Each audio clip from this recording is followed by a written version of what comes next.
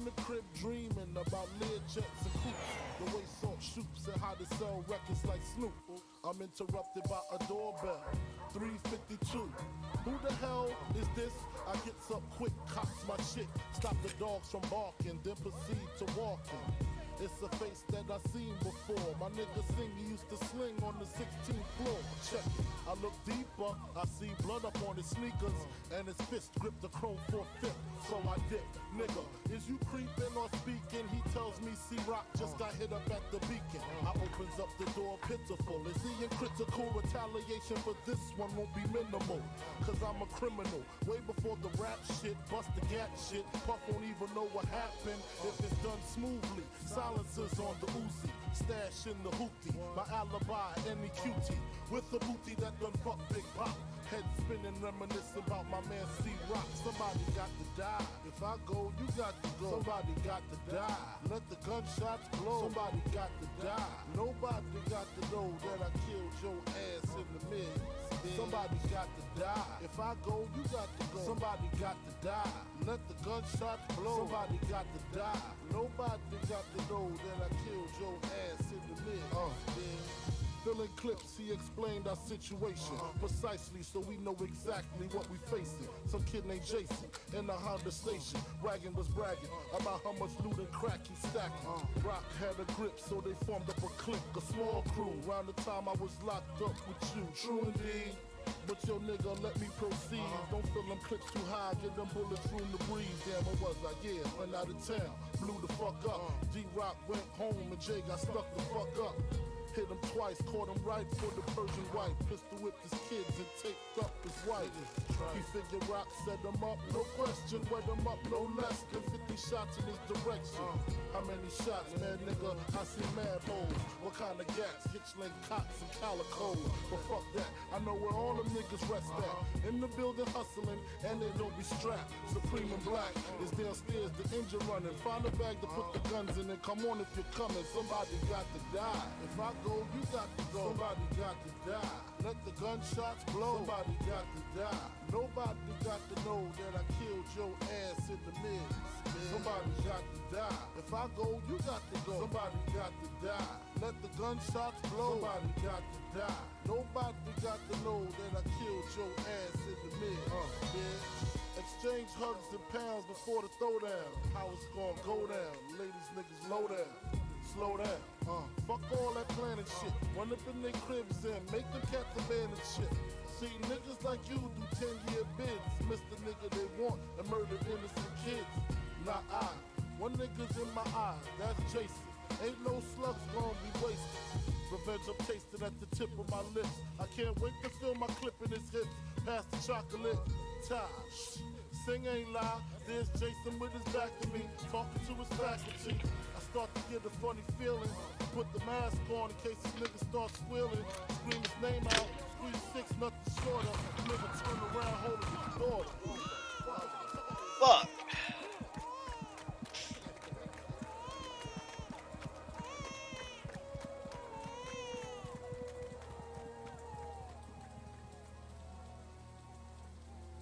He was holding his daughter, bro.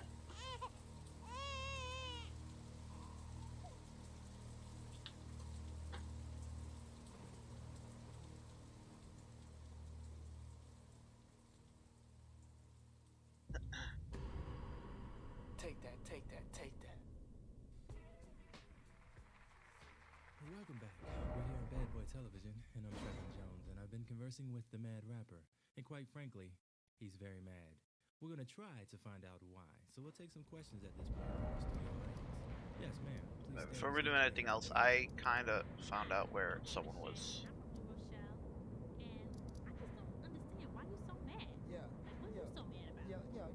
You wanna know why? Yo, first of all, you can't be asking me no question. You know what I'm saying? Who the fuck is you? You know what I'm saying? You can't be asking me no question. I'm gonna tell you why I'm mad. You know what I'm saying? I'm gonna tell you why I'm mad. I'm gonna tell you why I'm mad. These niggas is making $500,000 videos. You know what I'm saying? They driving around in hot cars. You know what I'm saying? They got bitches. They got all that shit. You know what I'm saying? I'm still living with my moms. You know what I'm saying? That's my word. You know what I'm saying? I'm making records. I ain't made no money yet. I done made. This is my 4th album, yo. This is my 4th album. I ain't made a dime yet. This nigga made 1 album. He making wild records. That Ready to Die shit, it was alright. It was alright. You know what I'm saying? That shit was alright. It was cool. But my shit is more John Blaze than that. I got John Blaze shit, and they not recognizing. They not saying I recognize. And fuck is that? Who is you to be asking me questions? I got to talk. I gotta tell what I feel. I gotta talk about my life as I see it. Biggie. This goes out to you. This goes out to you and you And you. Biggie. You. This goes out to you.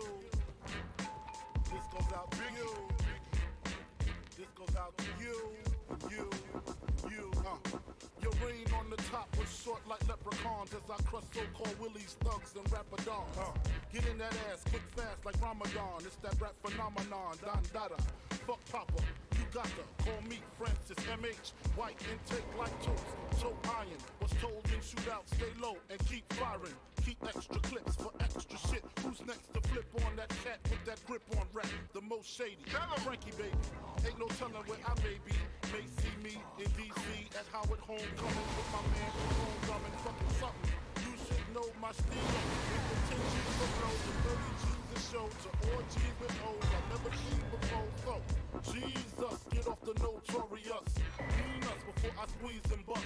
If the beef between us, we can settle it with the chrome and metal shit. I make it hot like a kettle get. You're delicate, you better get who sent you. You still pedal shit. I got more rides, the great adventure. Biggie. Oh, well, you're gonna do it. Do it. Kick in the door, waving the 4-4. All you heard was Papa, don't hit me no more. Kick in the door, waving the 4-4. All you heard was Papa, don't hit me no more. Kick in the door, waving the 4-4. All you heard was Papa, don't hit me no more. Kick in the door, waving the 4-4. All you heard was Papa, don't hit me no more. On your mark, get set. When I spark, you wet. Look how dark it gets when you mark for death. Should I start your breath or should I let you die? In fear, you start to cry. Ask why. Lyrically, I'm worship. Don't front the word sick. You cursed it, but rehearsed it. I drop unexpectedly like bird shit. You herbs get stuck quickly for royalties and show money. Don't forget the publishing. I punish them. I'm done with them, son. I'm surprised you run with them. I think they got coming them. Cause they nothing but dicks. Trying to blow up like nitro and dynamite sticks. Mad I smoke hydro, rock diamonds, that's sick. Got paid off my flow. Rhyme with my own clip. Take trips to Cairo. Lay in with your bitch. I know you praying you was rich. Fucking prick. When I see you, I'ma kick in the door, waving the 4-4. All you heard was Papa, don't hit me no more. Kick in the door, waving the 4-4. All you heard was Papa, don't hit me no more. Kick in the door, waving the 4-4. All you heard was Papa, don't hit me no more. Kick in the door, waving the 4-4. All you heard was Papa, don't hit me no more. This goes out for those that choose to use disrespectful views on the king of NY. Fuck that, why try? Throw bleach in your eye. Now you're brailing it. Snatch that light shit, I'm scaling it. Conscious of your nonsense. In 88, so more powder than Johnson and Johnson. Tote steel like Bronson. Vigilante, you wanna get on, son? You need to ask me.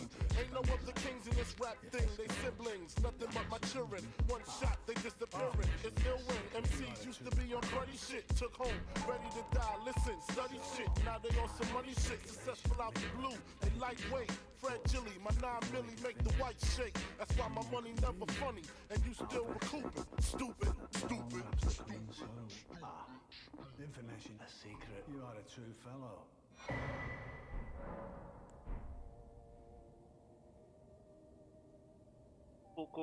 Cool. Shit, what are you doing there? Take a look around. Don't worry. I'll continue to, which is why I need your help to slowly pass each longest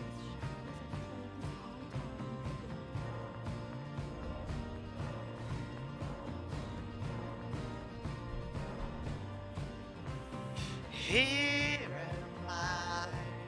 I'm high across the ledge.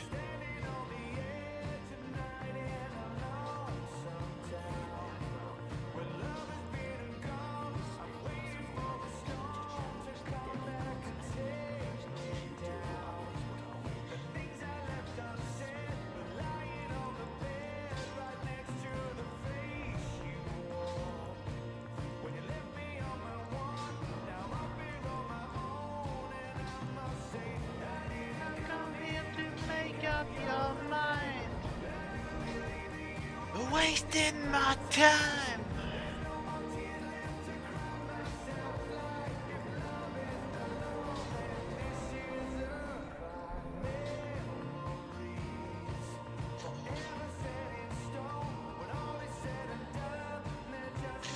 Right.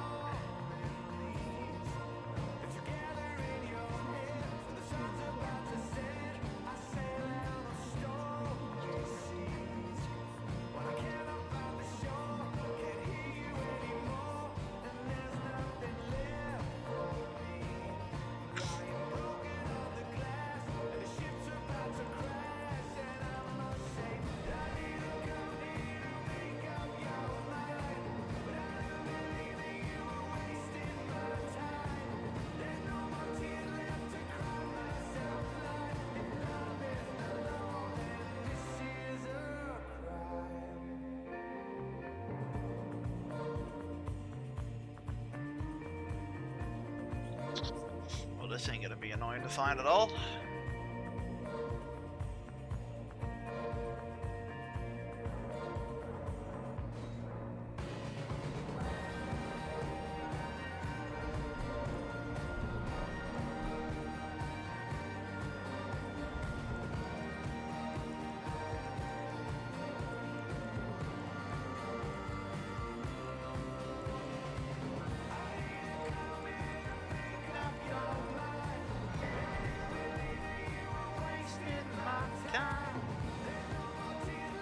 Yeah, we gotta find the Dung Eater, but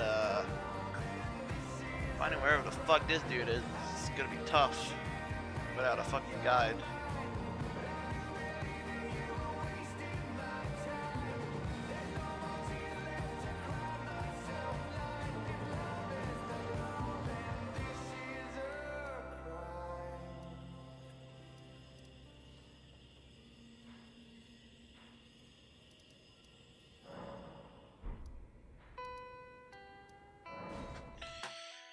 That's enough of that. Fuck off. It is like Goon says, it's always the same fucking music, bro. Always the same fucking music. Like I said, today's gonna be a nice chill stream.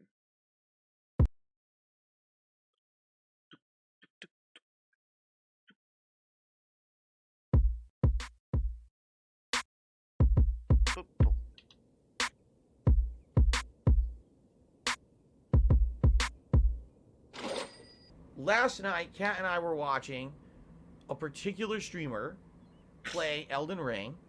This particular streamer got to a boss fight that I got to at almost the same level. Okay? And this streamer died, and didn't give up. Kept playing that boss again and again and again for 90 minutes. Okay? After 90 minutes, they beat the boss. Now, they were live streaming, and you could actually not see the text, but he's reading the messages of his audience. And his audience is essentially like, why are you putting your head against the wall in this boss fight? Why don't you leave and come back later? To which he said two things. Number one, a lot of the enjoyment of the game for him is knowing that you're going against such odds that are stacked against you, and that you succeed in that endeavor after learning things in time. And number two, this is just my first run. My first run is meant to be like this. Expect more of this, because this is how I learned the game. Now, in subsequent runs, since I'm taking the time to do this right now to learn the boss pattern and die a million times, when I come back later, I will remember this boss, and I will take them on in a different manner because I'm learning now. So it's all worth it in the long run, okay? Fair enough. This is a pro-level Soul streamer. This is not some schlub. This was someone who is well known for playing Dark Souls at a professional level, but this is his first run in the game. So essentially, he says, I can die as much as I want. I can take as long as I want against any boss. That's what you're meant to do in your first run of the game. Oh, so you mean... like exactly how I play Dark Souls? But everyone gives me shit and says that I suck, and you need a death counter to show how many times you die to a particular boss, and you need to get good, and blah, blah, blah. This guy is a pro level guy. His main occupation is to play, dissect, and tear apart FromSoft and ultra difficult games. He literally plays it the same way that I fucking do, and absolutely no one gives him shit for it. So isn't it fucking funny that I basically play the game the same way that the pros do? And by the way, by no means am I saying that I'm better than this guy. Fuck Bro. no. This guy... Bro, shut your face. Oh,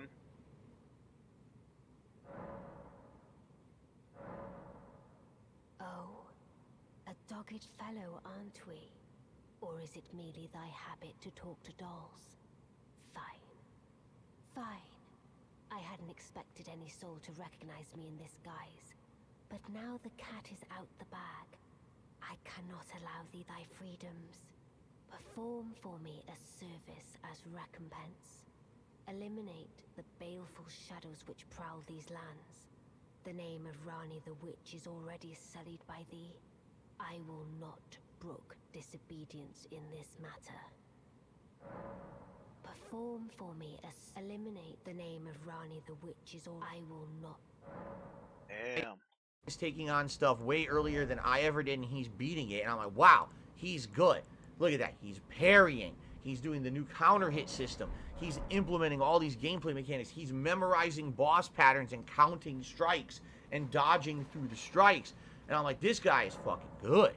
All right? This guy's fucking But at the good. same time, when I watch these pro players, by the way, there's Never has time to watch that streamers, by the way. and they all seem to have this same mentality. That when you play a FromSoft game the first time around, it's meant to be that situation where you're going to fail a ton. Yes, you can keep... Volume 18 of H2 10 days before he didn't start it and was taking a break. How much is 18 chapters? 32 pages per chapter? Or are we talking full-on manga books? So like what, fucking... Oh, like 200 pages? Like, that's quite a lot. Well, I mean, Softp got an addiction, that's all. He's a fast reader, I suppose. Ooh, place of ruin. Oh no. No, no, please, no. That volume, dude, not chapter. Fuck.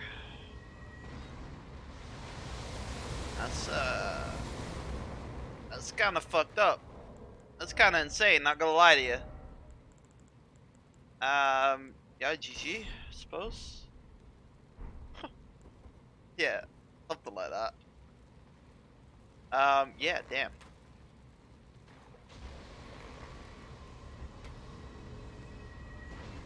I'm gonna have to go to him. Fine, let's do it.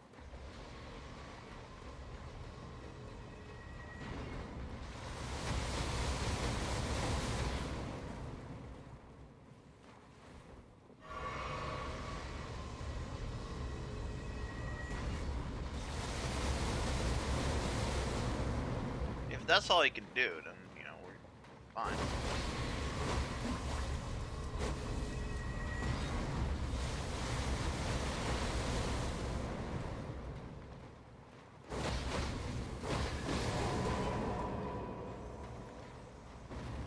How far are you in H2 then?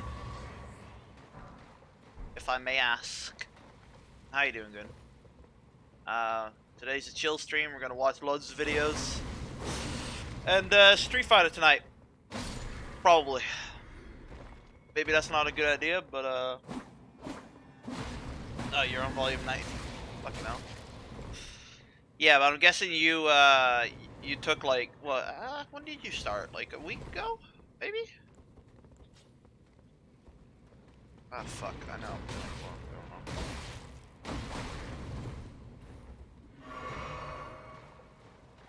Oh, I have to haul ass? I mean, you don't have to.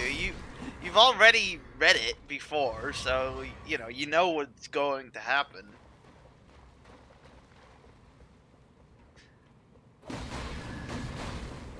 Bro, Bro, you remember what he said? Oh, I'm not on this weekend? That's just him reading H2. Remember him saying that? Like, oh yeah, I'm not on this weekend. Friday and Saturday. He just been reading H2, bro. But yeah.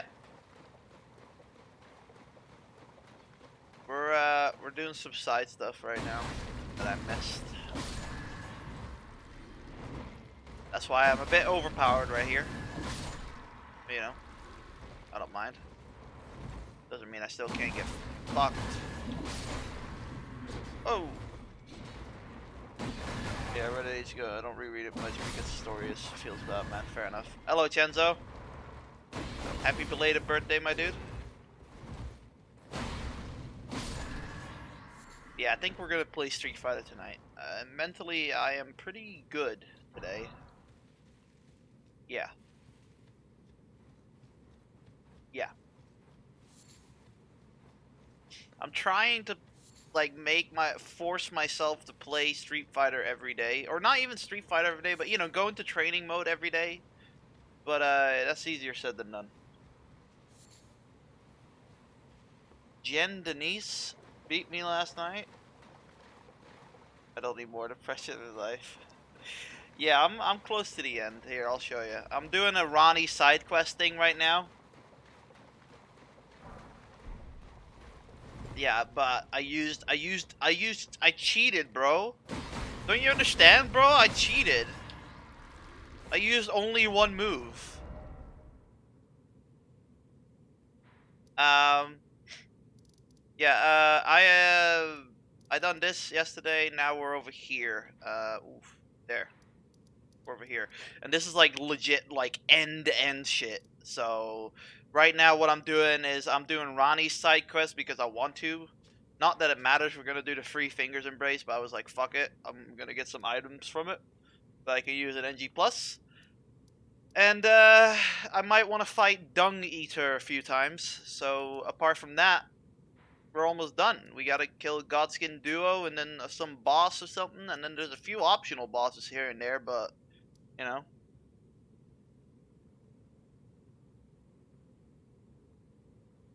No why Harker game like this has mimic tear thing. Copy of myself with a face tank boss. I can do mad damage while boss is distracted. Yeah. I think it's just I think it's just the thing that they're like, oh, instead of using a summon, you know, for the people that play offline, use this, I guess. I don't know. Fucking Mark used the Mimic Tear. Fucking Perez used it. I don't think anyone that I've seen so far has beat Millennia legitly. And even if you do, congrats, you have a invisible medal. Like, it doesn't really matter too much. It's a fucking single player game. And maybe when some 400 hours in, I'll be like, I'm gonna beat her without a fucking sword, bro. Like, okay, yeah, great. GG. Okay. But yeah, we're just exploring this, listening to Phil. I might put on Let's Endure. Keep it Easter, I did it without it. Took him 11 hours. Yeah, but imagine how pissed people would be if I spent 11 hours on the fucking boss, bro. Holy fuck.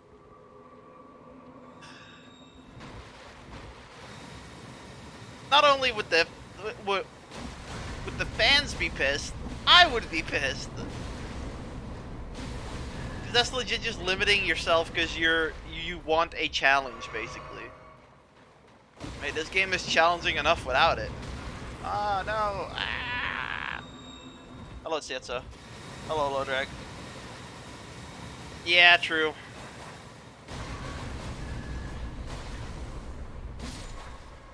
I don't know.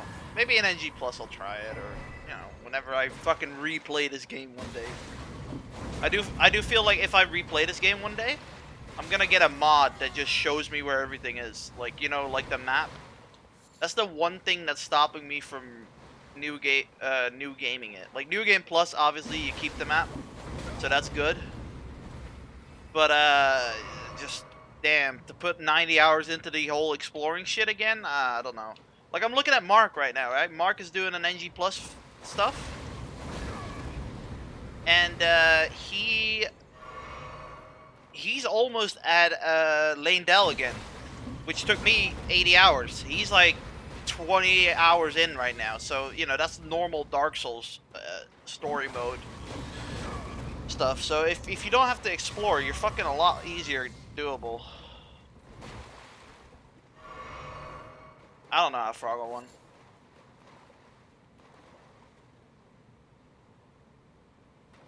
Yeah. I don't mind the exploring. I just feel like some of the exploring is just, you know, the same boss over and over again. It's like, okay. Like I said, I'm still not sure if I like the open world of this fucking game. In a way, yes, I do. Because there's stuff everywhere. But the other way, the whole point of Dark Souls is you can play it again and do a whole different build. But now, instead of a 20-hour gameplay, it's a 90-hour gameplay. You get what I'm saying? Instead of like saying, oh, let me just play Dark Souls for a week. No, it's let me play Elden Ring for a month, you know? Because I can play Dark Souls 1 out in a week. It ain't that fucking hard. Because I know where to go and I know what to do and shit, right? But, you know, that you'll be under-leveled as fuck if you do it here because you don't explore. Look at fucking Lodrak. Lodrak can fucking get halfway through the game in an hour in Dark Souls 2. Right, is there something here or is this fucking death?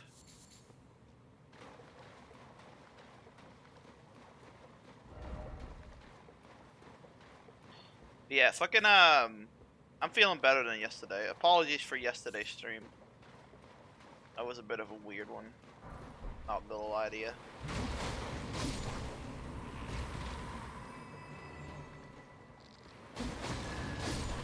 It's like Goon said, bro. I beat her so fast I had to cry.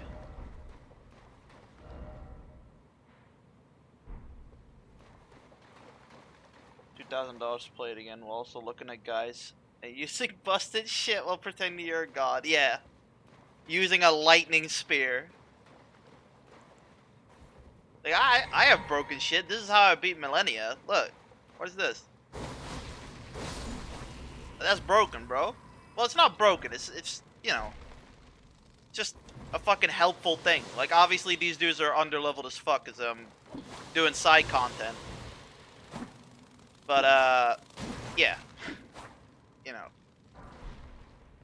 I do feel like the Elden Ring developers wanted you to use this shit because legit after you can not use cheese. You cannot use cheese for the whole ass game until after Lane-Dell. Lane-Dell is where shit hits the fan, bro. Well, after Lane-Dell, basically. It legit, it's like, oh yeah, I can play this game. It's just like Dark Souls, and then you get after Lane-Dell. It's like, bro, you fucking it just goes ape shit. It goes ape shit, bro. After Lane-Dell, you gotta use cheese shit. At least right now. I don't know if they're gonna balance it out so you can, like, you know, do it without the fucking cheese. But right now, I feel like any boss I fought after Lane-Dell needed cheese. Mark asking for Drag to play Elden Ring. Didn't even sub when he has godlike emotes.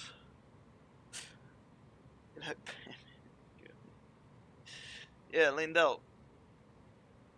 Here, this place. Yeah, this place. It's called Lane-Dell. Look, see? Lane-Dell. Royal Capital. And I know I say it right because the dude in the roundhouse table says it like that. That's true. I'm pretty sure Lodrak told me about a game that was $10 and he wanted to play it, and he said it might have crossplay. I can't remember which one though. Bro, he T-posing.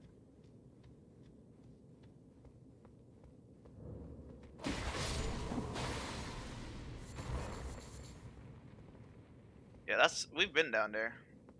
We have been down there.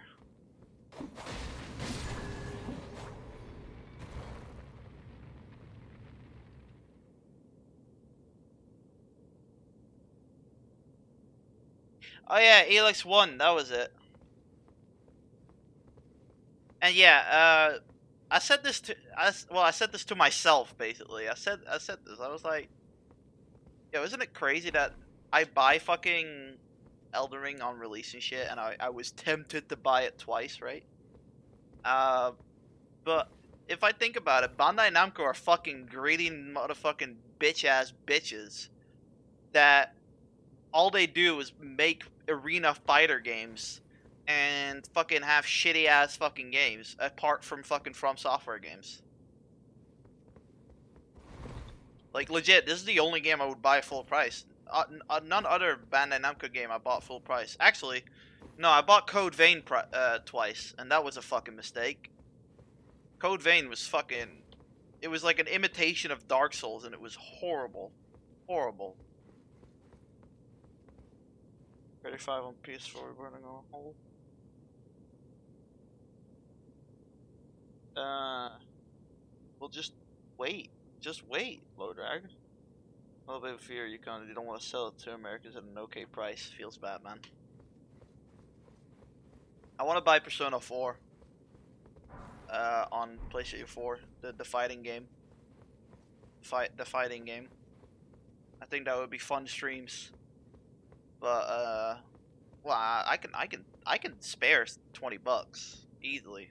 But I don't know. I feel like I gotta get better. Like Chenzo said, I gotta get better at fight sticks myself before I really start playing other games and shit. And you know, like I've been tempted to play different characters on Street Fighter, but you know, we gotta get good at Ibuki first, and that's gonna take fucking years.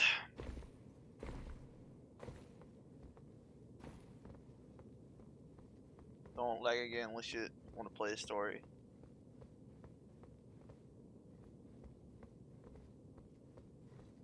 Yeah, I just want to play online, obviously. There's no point in playing story. I can fucking wait till the Novo runs out and then fucking play it on a PC if I want to play the story.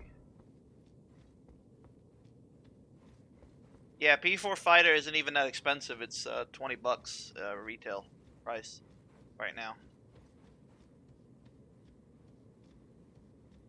So you're saying I'm basically in an entry-level Street Fighter game, yeah? Or an entry-level fighting game.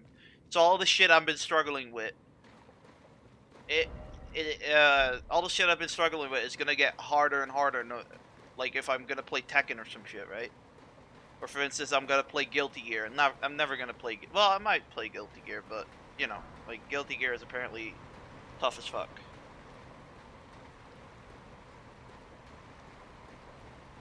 Damn it! I really wish I was fucking good at video games, bro. I'm not gonna blame my age. I'm 27. I have the mind of a 11-year-old. But yeah, I find it hard. I find it hard to play fighting games. I don't know why. I don't know why. I saw Chenzo play it drunk as fuck, and he was doing fine. He was drunk as shit, but he was fucking kicking people's asses. And then there's Lodrag, the god. That might be issue, but only at lower level. At higher level, the movement you have to do is probably more common. Nah, I've seen it. I've seen Maverick play Tekken. He does that Jiminy shit, you know, like he goes like fucking, you know, you're waiting for someone to do a move, so you're like fucking doing the Jimmy shit.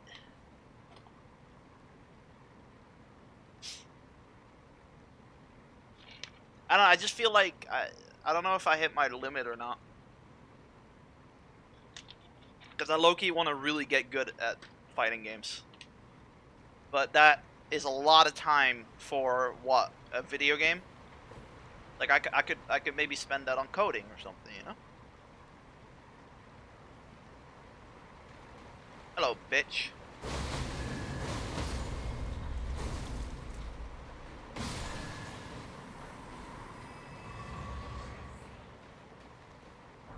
I don't know. Tonight we'll see how I feel. Well, I'm feeling fine right now. So we are gonna play Street Fighter tonight. Maybe not long, but we're gonna play Street Fighter for a little bit at least. And try the combos. Try the fucking combos. Like I said, I want to get better, even though it's been fucking weeks and I don't feel I've improved. Like when we first started out, right? When we first started out, I was kind of learning pretty fast, right? Like shit was pretty good. Like I was learning at a fast pace. I was learning new shit about sweeps and stuff like that. But now it feels like I'm stuck in a rut and I'm not learning anymore. I'm not improving anymore, I guess you could say.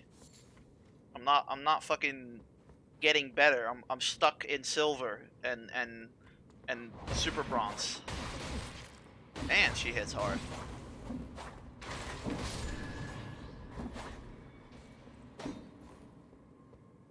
At the moment, yes. I could lie to you and say I don't. I do fucking train offline, but no. Lately, my attention has been gone to Toontown. My attention has been gone to Toontown because I want to do raids with the Dinger.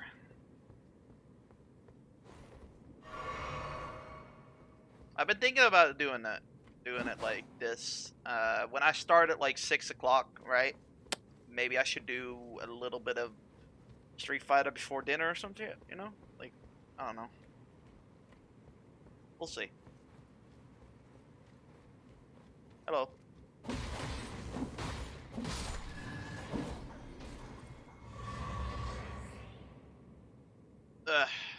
Yeah, we're just doing a side quest right now. Mark Loki guided me to this place. He was like, "Yo, you don't know where Ronnie is?" I was like, "Nah, I don't know where the fuck she is."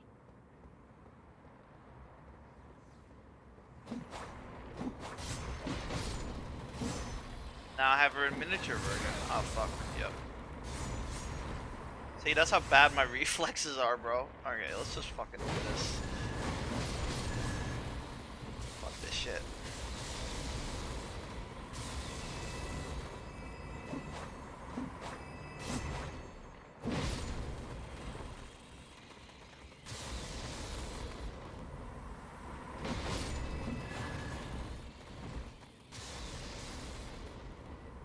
Yeah, I talked to the doll. She called me a dogged fellow.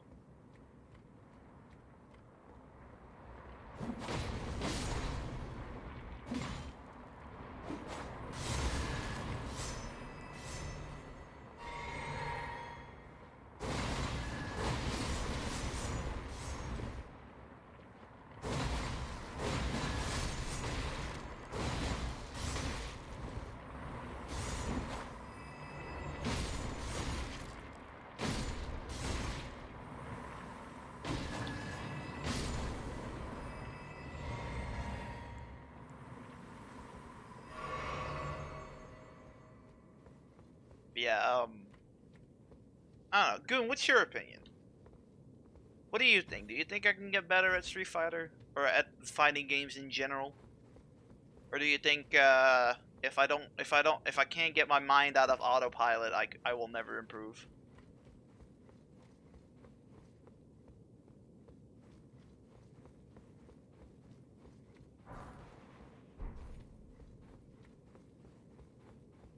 So I haven't watched Seed in 2 days.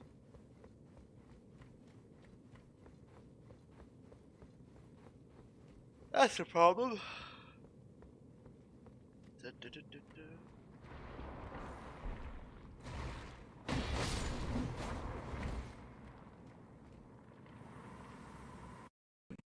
Is something that's tougher because you're going to learn and you're going to have a feeling of enjoyment and accomplishment if you eventually succeed. You know, everything that I've been doing in Elden Ring and people are being dick fucks to me and insulting me and saying that I suck and this is a waste of time. Cool animation. It's okay for the pro player.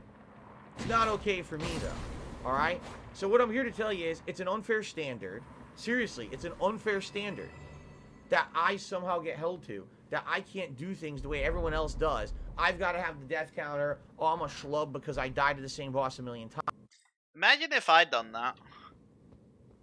Imagine if I complained about the 1 or 2 people that call me a cheat, or call me a cheeser when I fucking beat Millennia. You know the ones. Imagine if I made a 40-minute rant about it, saying, "Ooh, why can I not do it? Why is it okay for a pro fucking player to do it, but not me?" And besides, what the fuck even does that mean? A pro Elden Ring player? It's not an esports. It's a fucking single player game, bro. That's like me calling Lowdrag a pro Dark Souls 2 player. He probably fucking is. But you know, it kind of sounds weird. What's the next cooking segment? I'll give you the date right now.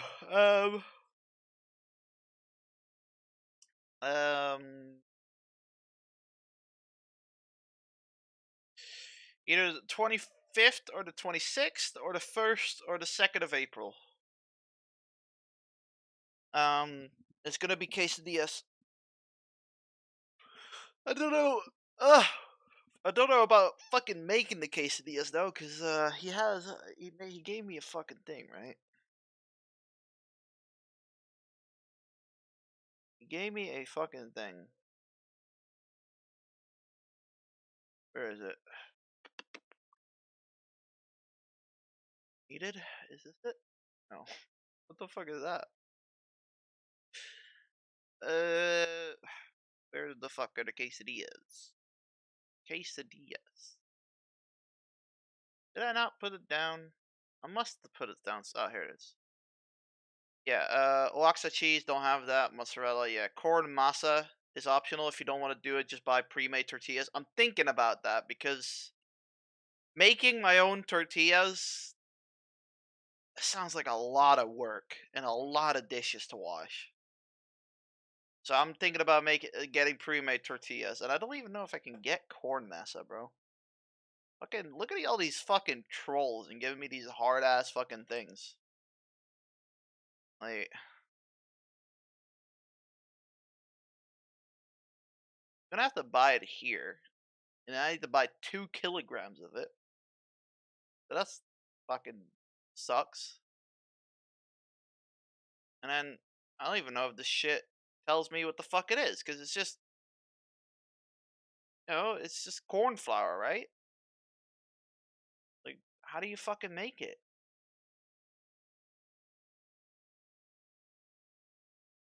Soaked in cook an alkaline solution.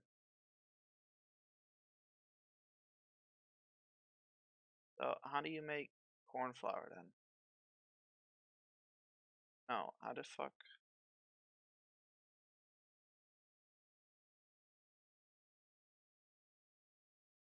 A bunch of I got the recipes from VZ, the guy who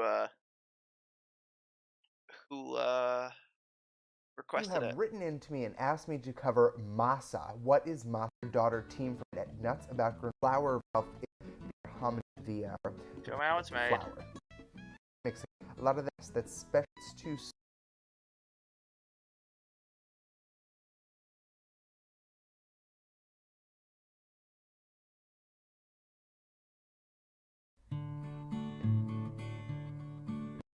yourself.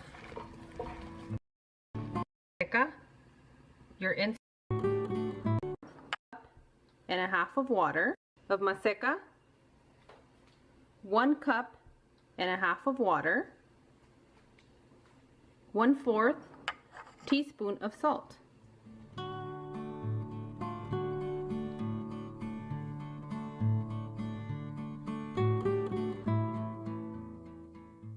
Okay, Views Club, what you're going to do is you're going to pour your maseca, your instant corn masa. I'm going to start off with my first cup of water. Okay. I'm going to pour in my salt. This music is racist. And your directions are going to tell you it's going to be 2 cups for 1.5 cups of water. But you'll see when you start making these that you might have to make adjustments for yourself. So what, is that how you make it? Is that it? So I'm gonna please. Or do I need to add something else? Dry, they're gonna crack.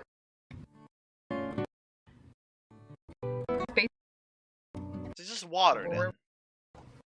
This bowl. So it's just Okay, so water. let me press. Make. Okay, make them small. Yeah. We'll make it bigger to the size of the tortillas that you want. Yeah, I don't have that. I don't have that. For what I do not have that. Yeah, I think we're gonna just go with pre-made tortillas, boys. I think we're gonna go with pre-made tortillas. My special treat, cheese. That looks horrendous. That looks horrendous, bro. Nah, that looks bad. That looks fucking horrible. Maseca. These tortillas are gonna. Looks horrible, bro.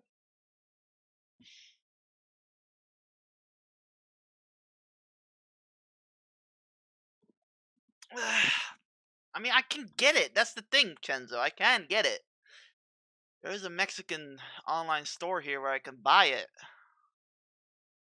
Like, I can buy it right here. Like Mexican Winkle, you know, Tienda Mexicana, .nl.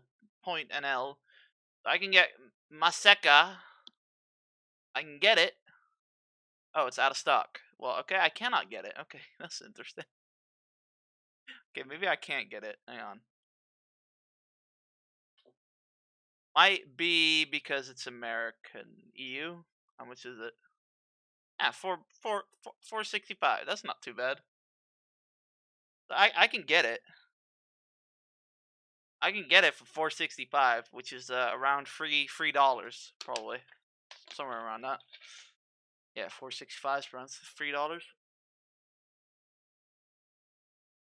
So I can get that. If it's just water, I can do that. Easier than fucking pancakes, I suppose. Let's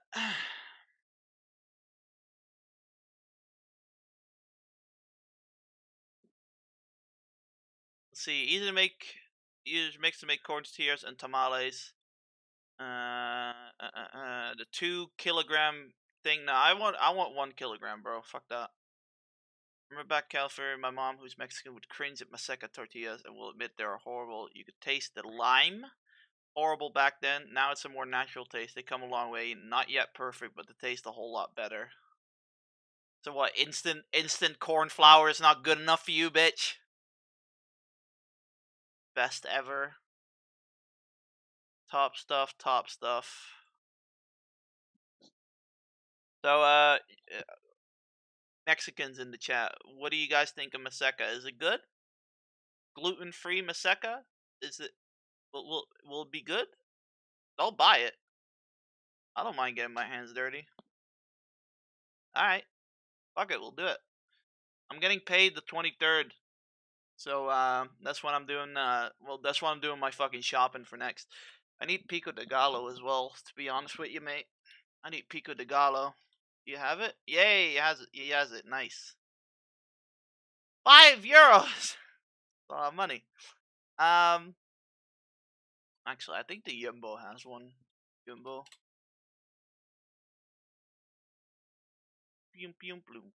Fuck, now that song's stuck in my head. Pico de Gallo. Yeah, we got this shit. Salsa Mexicana. Why are all these things so racist, bro? Street food. What do I need? Get some manteca. Manteca. Fuck is manteca? Manteca. What the fuck is that? Teca Coco? What? El Mexicano. Manteca. What the fuck is manteca?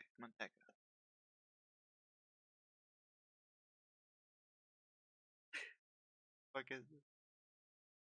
This looks sus as fuck, bro. Body butter.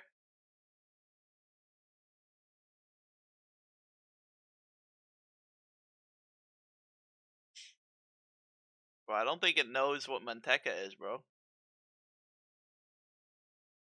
What, butter?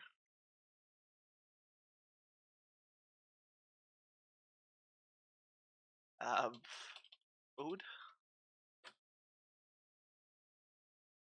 Okay, so it's Butter then. It's just butter. What? Armor lard. Pork lard. I don't think we can get that over here, Lodag. I think that's something you guys can only have in America. That's something I cannot probably get.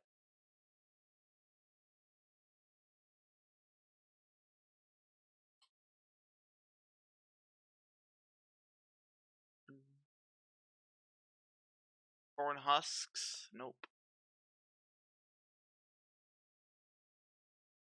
That's not what I need. Nope. I don't think it's doable. I cannot find it. Pretty much just lard. Fair enough. Yeah, I don't think I can find that. Cilantro, I could probably get. I have dried cilantro, but I don't know if dried cilantro is good enough. Lettuce I can get, obviously. Well, I'm not a big fan of fucking lettuce, but, you know, we'll do it. We'll do it. Your choice, stop with sour cream is a no. I can try avocado for once, and onions, and salsa. Yeah, I can buy salsa.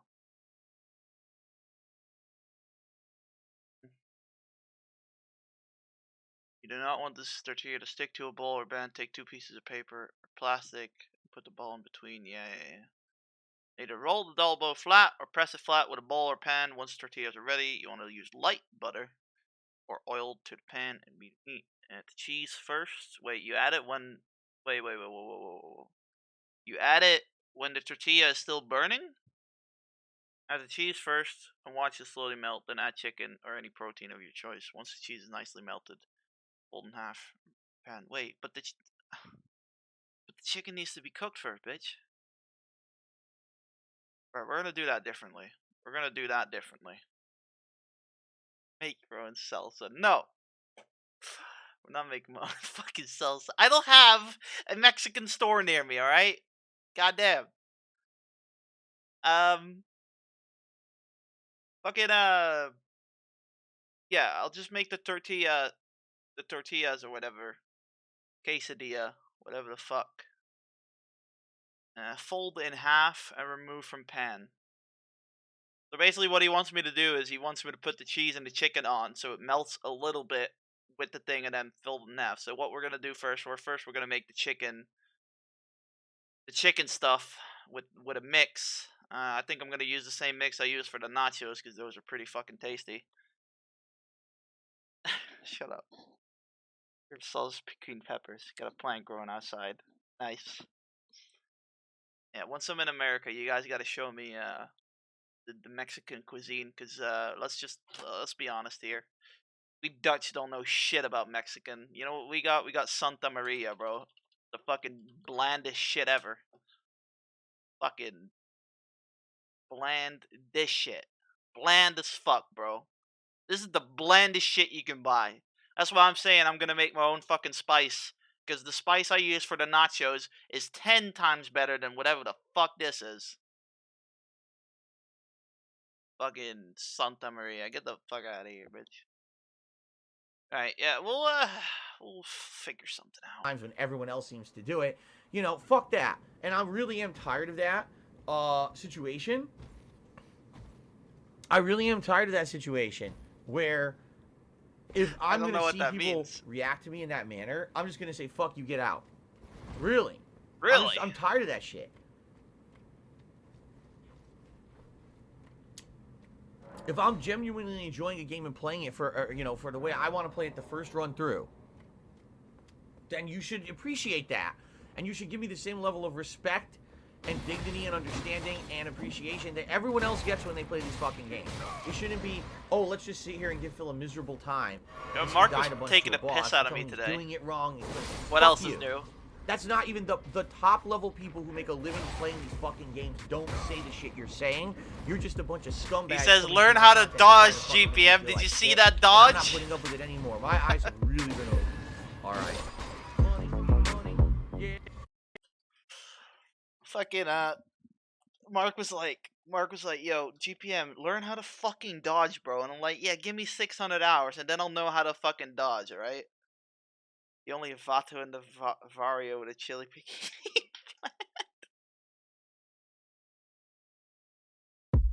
be fair, I kind of was like DSP yesterday, but that was because of my depression. I saw you clipping it, Sietzo. They're still there. I didn't delete them. It's funny to an extent. Also, let's see what Santa Maria Madre Dios is. Fuck this name. Oh. Mary, Mother of God. Fair enough.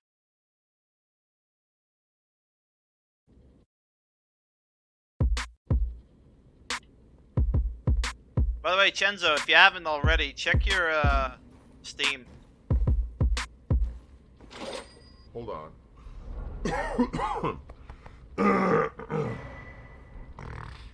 Jesus. Yuck.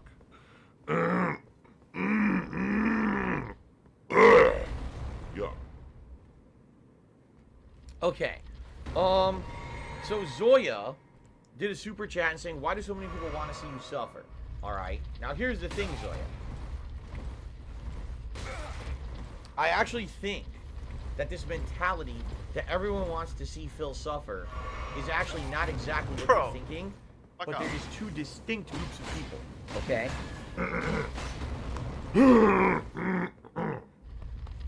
Is he alright? Because I actually feel that there's three groups of people who watch my content. Okay? First of all, there's a group of people who enjoy just watching me play anything and enjoy just chilling with me. These are the people that will come by for the chill streams like Skyrim. Alright? They don't care that there's no high level of challenge. It's not about progression in a game. You know, it's not about... I was thinking about playing Witcher Free again. I was like, damn, man. I can't play Witcher Free because that's another 90-hour fucking game. I can't play that shit easily on stream. I mean, granted, I could play it on stream and then just do some of the question marks off stream. I don't know. I've just been in the mood to play it. I guess this is the announcement that got me. Yeah, probably. Probably the announcement that got me. Fucking that announcement's shite though. Fuck Free CD Projekt. CD Projekt's probably gonna fuck it up. Overcoming anything. It's literally just have some chill time with Phil. I like have some Cyberpunk. fun conversation. Just, you know, enjoy the gameplay. Didn't look too pretty. You see what I'm saying? It's different. It's a different kind of content creation. There's a lot of content creators out here who literally that's all that they have as a fan base. People who like their personality, their attitude, and their mentality so much, they don't even care what they're doing. They'll watch them play a game. They'll watch them cook a meal. They'll watch them take a shit. Doesn't matter. They just like the person so much, it's considered chill streaming. Okay? And there's a lot of content creators who actually succeed like that. And I do believe that I do have... Good hating on Witcher. Bro! What the fuck is wrong with you? This is really pissing me off today. Anyway, I do really believe that I have... Does he smoke in his free time? Content. If not, we would never have a late night chill stream that made sense. I'd have two people on them, right? Right. Now. The fuck? There's another group of people fucking that are not of that mentality. There's a group of people, and I would argue that this group of people might have actually been some of my longer time viewers. Because they remember back to a time. Most likely, yes. I used to play every major game. Yeah, I know Goon hates. Well, he doesn't hate Witcher Free. And he just doesn't like that the story. It was all about a lot of things that happen in Witcher 2 are done off screen, so it doesn't matter if you played Witcher 2 or not. It was definitely a different era. It was not the live streaming era. It was get that playthrough out and get those day one views, yada yada yada. All right, and so back then, okay, to see me play an ultra difficult game was a rare treat. Because if I played an ultra difficult game, well, here's someone who's trying to beat that game as fast as he can, and he's getting his ass beat. And it's funny as shit to see me rage and get pissed that there's a difficulty spike in a game or to hit a wall in a game. And that was my problem too, in a way, Goon. Like, I hype beasted Witcher 3, and I played Witcher 1 and Witcher 2 2 weeks before it came out, and I had to actually wait a day before I would to play it. Like, there was a midnight release of Witcher 3, and I was almost done with Witcher 2. And, what's it called? I remember just starting Witcher 3 and being confused as fuck, bro. Because I was just like, what the fuck is going on? Who the fuck is this Siri chick? Who the fuck is this bitch? Like, I don't think there's any mention of her in 2. Unless I'm fucking dumb as fuck and literally played autopilot.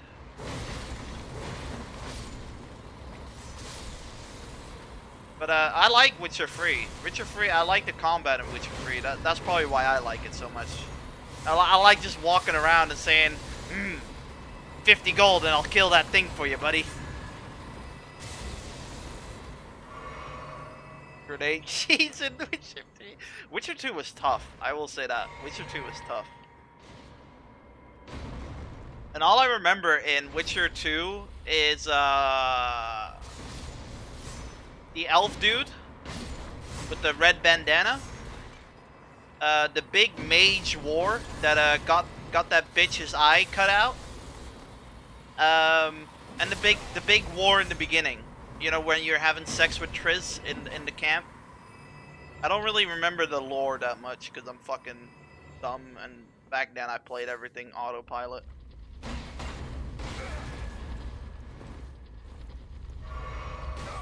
Mate, don't you fucking dare do that shit. This is what you do.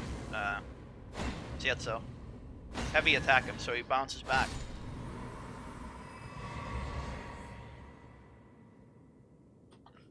Wait, what? Excuse me? Oh, and I remember sneaking into like one of this Nilfgaardian camps to find someone, I think. I remember quite a lot from Witcher 1 and 2. Like, I remember Witcher 1 was fucking sick, bro. Like, yeah, Witcher 1 is jank, but the story of Witcher 1 is really good. Like, I don't know if you have amnesia or not. But yeah, I think you do, actually. Yeah, I think you do. You have amnesia. But you try to save this daughter from the curse or some shit, and it's fucking sick as fuck. It's fucking the story of that is sick as fuck, and even like it kind of gives me Sherlock Holmes vibes. The game itself, like there's a lot of detective work you got to do. Like you get a quest, and it's like, oh, find out this or that, and then you got to find it out, right? And then you got to talk to this guard, and you know, it's pretty good. Yeah, it also tells a whole story by itself. I'm gonna get fucked by a fucking thing, aren't I? I know this game. No boulder on the edge of the fucking map. All right. Cool. I don't even know if I'm going the right way, by the way. I don't even care. 2 felt like a setup for free, and then free ignores it. Yeah. Like I said, I remember a lot of sex scenes in 2. You know, the one in the forest where you're inside of that ruin with the hole in the ceiling. Remember that one? I remember the elves, that you go to the elven forest, that you help the elves out or some shit. I remember the big fucking mage war inside the city. Like, everything's going to shit and you're basically just a bystander. I still don't know why they went to war, but, you know, that's just me not paying attention. And I remember the big war in the beginning. I don't know how it ends, though. I can't remember. But, you know. Yeah, I only did 1 playthrough. I played it very fast as well. I'm pretty sure. I played it on easy as well. Because I just wanted to, you know, the whole middle game is different. Ah, I didn't know that. I wanted to just play it before Witcher 3 came out, and then I played Witcher 3, and nothing that was in Witcher 1 or 2 mattered. Because Ciri is not even in Witcher 2, bro. There's no mention of the Wild Hunt. I'm pretty sure there's no mention of the Wild Hunt anyways. In Witcher 2 or something. The Elsian Dragon Lady is just on that route. Ah, okay. That's cool. I would say kind of like Dragon Age, but Dragon Age doesn't do that. The only thing Dragon Age does is the difference in the beginning. The rest of the game is still the same. You can still go to the council or whatever and, you know, talk to the counselor of the king that's being greedy and everything. You ever definitely wanted to? Yeah, see it. Fucking pea brain over here. Plays video games but doesn't remember them. That's me. Well, that's me before I started streaming, actually. Like, since I started streaming and actually started, like, hanging out with you guys, my brain has gotten more to the thinking mode, I guess. Isn't that fucking weird? I'm not saying that, you know, in 10 years I'll remember the SMT5 fucking story, but, you know, like, I still remember SMT1 story, and I still remember Final Fantasy 15. I played that alone, but I still remember how that goes, so, you know, GG. Biggest fuck you from Witcher 3 was Alvin from 1 having some letter in a book somewhere. That's Mass Effect 2 email tier. Yeah, you told me about that. Like, you make this whole thing in Witcher 1 or something, and, thingy. Yeah, see, I like Witcher 3 because of the monsters, but that's, you know, like I said, I want to play Dragon's Dogma on stream as well, because I just like fighting monsters. I fucking love just fighting big-ass monsters, bro. That's probably why I like Witcher 3, because it just feels like you're a bounty hunter, but for monsters. You know, oh shit, there's a monster in my garden. Alright, 50 gold and I'll fucking fix it for you, bro. You know, that kind of stuff.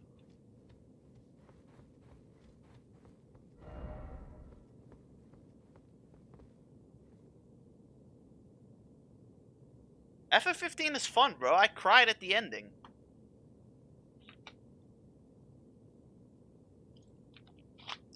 Yeah, besides 7, that's... No, that's not true. I played 14. The first one with Lightning. I played the first one with Lightning. That was my first Final Fantasy, and I thought it was okay. Although I did have to look up how to defeat a certain boss in that game. Because for some reason, in a single-player game, you need to have a death counter on a boss.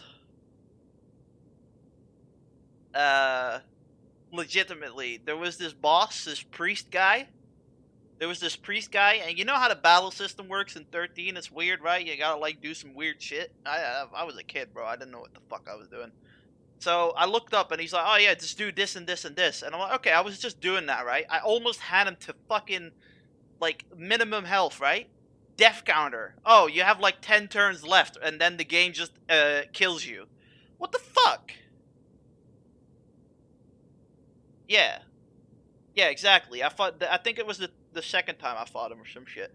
But yeah, it was some weird death counter shit. It was like, the fuck is this bullshit? And then, I will say this.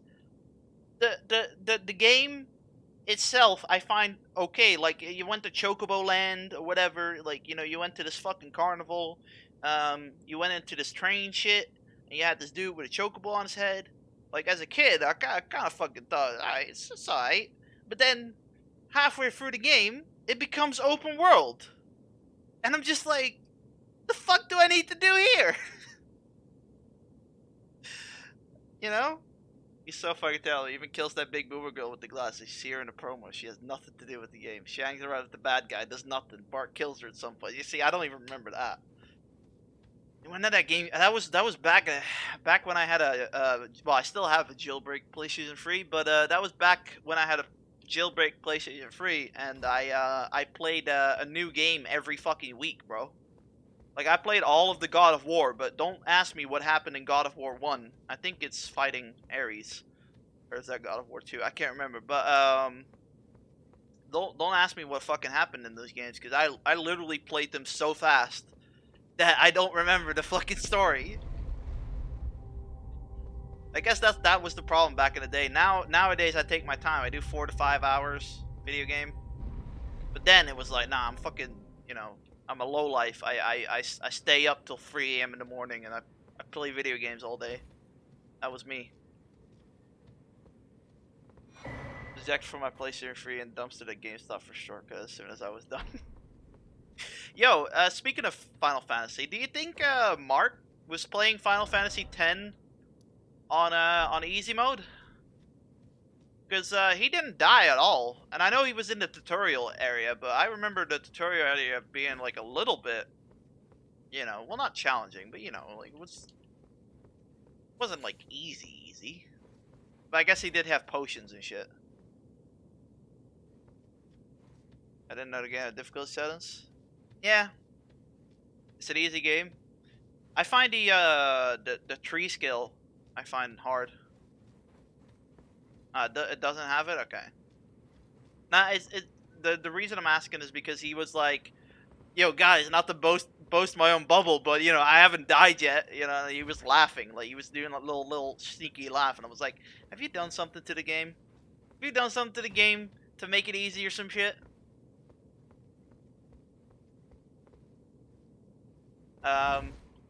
What I find hard in any Final Fantasy game, especially Final Fantasy VIII, I actually quit Final Fantasy VIII because of it. It's the skill tree. The skill tree in Final Fantasy VIII confused the fuck out of me, bro. Like, why does it have to be that complicated? That shit confused me. You know, let's get say more. Neither are all hard, but maybe you have to use 5% of your brain instead of 1. But you know, that's the problem with me.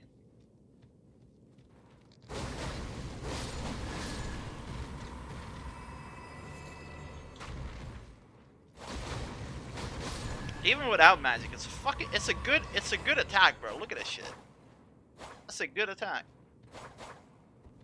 Yeah, I want to play more Final Fantasy, but like I said, there's so many other indie RPG games. Like, you know what game I want to play on stream, and I can play it on stream because I have an Xbox 360 J-tagged.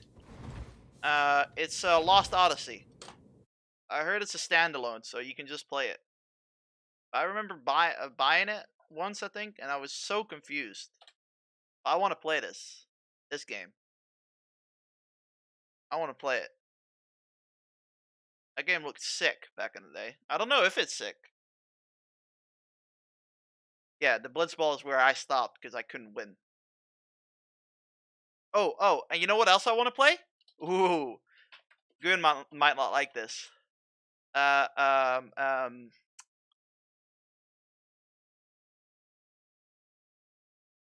No.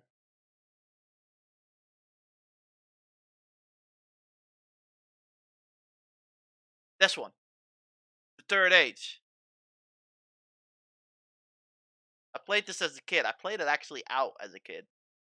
I loved this game as a kid, bro. This game was fun.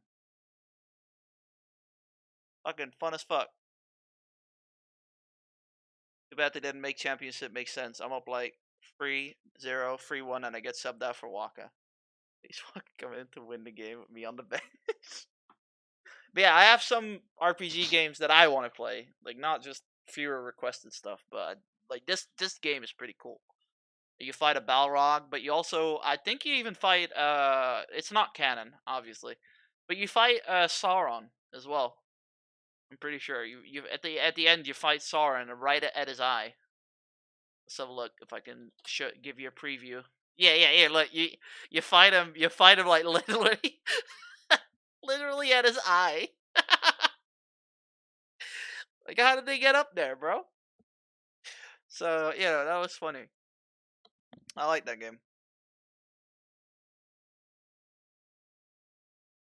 The NEP games. NEP means fake.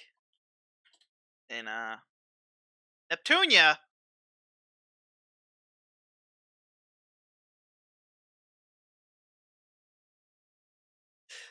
I don't know. I'll admit to you, Juzzy, I've seen it before. You know, mostly because of the outfits. You know, I saw this outfit. I was like, yo, this game looks sick. But how does it look? Like what? Yeah, those are Kane games. If it has crafting in it, I'm not doing it. You can fuck off. The only reason I'm avoiding Atelier Ryza, oh fuck off. In 18 minutes on where to start. Get the fuck out of here. Nah, I'm not playing that. Fuck off. Oh no, it's a visual novel. Right, so it's a half visual novel, half fucking RPG. I don't know about that one, Chief. I don't know about that one, Chief.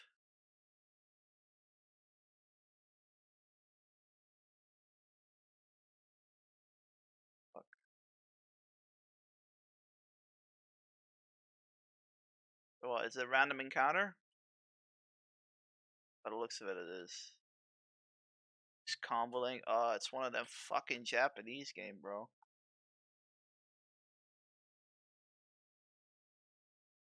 Well, you got that fucking sort of shot, so, you know. Does it have voice acting? I get, the easier it'll be for me. Fine, we'll team up, but no, you're joining me. That's good, at least. That makes it a little bit better, but, I don't know. I'm not a big fan of fucking visual novels because they can drag out. They can drag out for so long.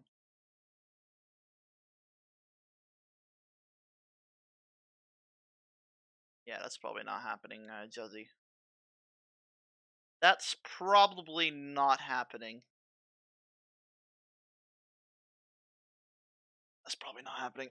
Can't get past it and to die to a boss again and again and again and again and again.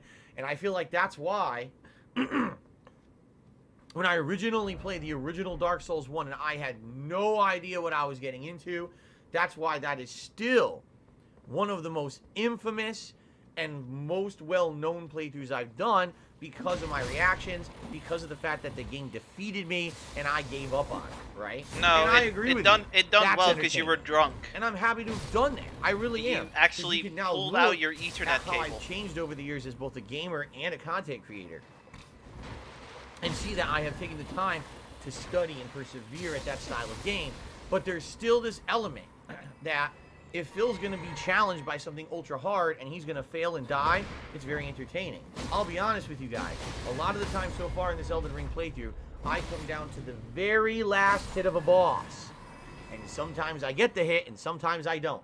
Those are the moments, right? I Those can't are wait the epic for moments him that people to come rage see. quit at Me Millennia. too. Like, I feel when I'm in the middle of this epic situation, okay, this epic situation of playing a game like this and having a situation where it's like, man, at any moment if I make a wrong move, Even I'm if you done. over level for that, bro, right? it's still gonna cool. fucking be hard as fuck. And I love that suspenseful feeling. I get goosebumps. That chick can sometimes during fucking an epic one-shot boss fight you. in one of these games, and I gotta try to be like, oh no, stay calm, don't get nervous, don't let it bother you. You're gonna beat this guy. You know, stay calm, play your game. You know what I mean? It's kind of the same mentality I used to have. Especially with his slow-ass fucking weapons.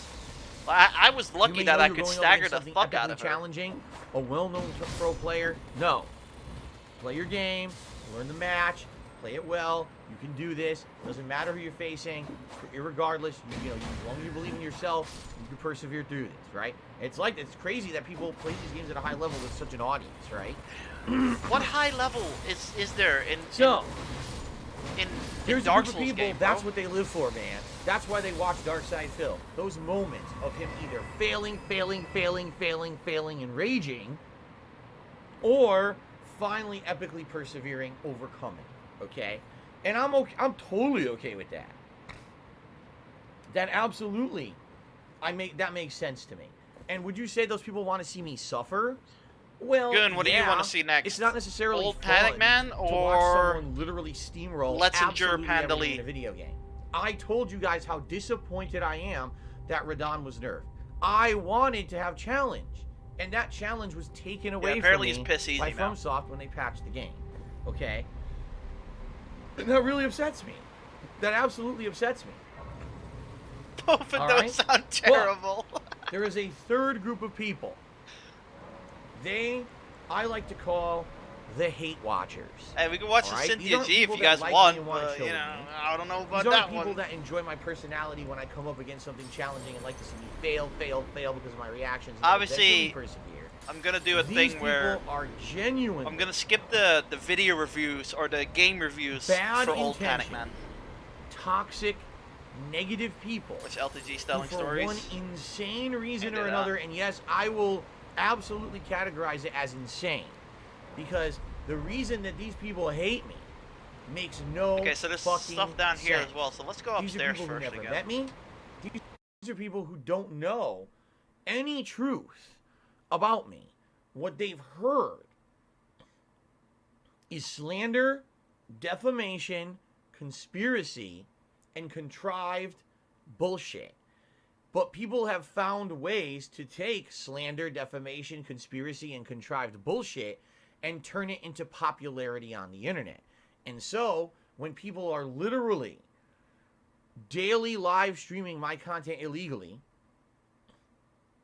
talking shit, making shit up, always doing toxic memes, insulting, bringing up new conspiracy after new conspiracy, like the newest one is, Phil's been using a guide all along. Phil has not done a legitimate thing in Elden Ring. He literally researches every possible thing beforehand so that he can persevere in the game, because if he didn't, he would never beat anything in the game, right? You know, one of the famously and infamously times that I did really well in the game was the end of Sekiro. I legit had never seen the final boss of Sekiro before I fought him. Not once. I didn't watch a video or playthrough. Oh yeah, I sure you didn't. Looked ahead in the game. I was fighting that for the first time legit, and within 3-4 tries beat him. He's just bitching about how people want to watch him fail, but he's actually really good at the games now. Okay. To this day, people will not admit that I did well in the game. He cheated. He looked that up. He definitely looked that up, because we, somewhere down in our twisted, toxic hearts, right?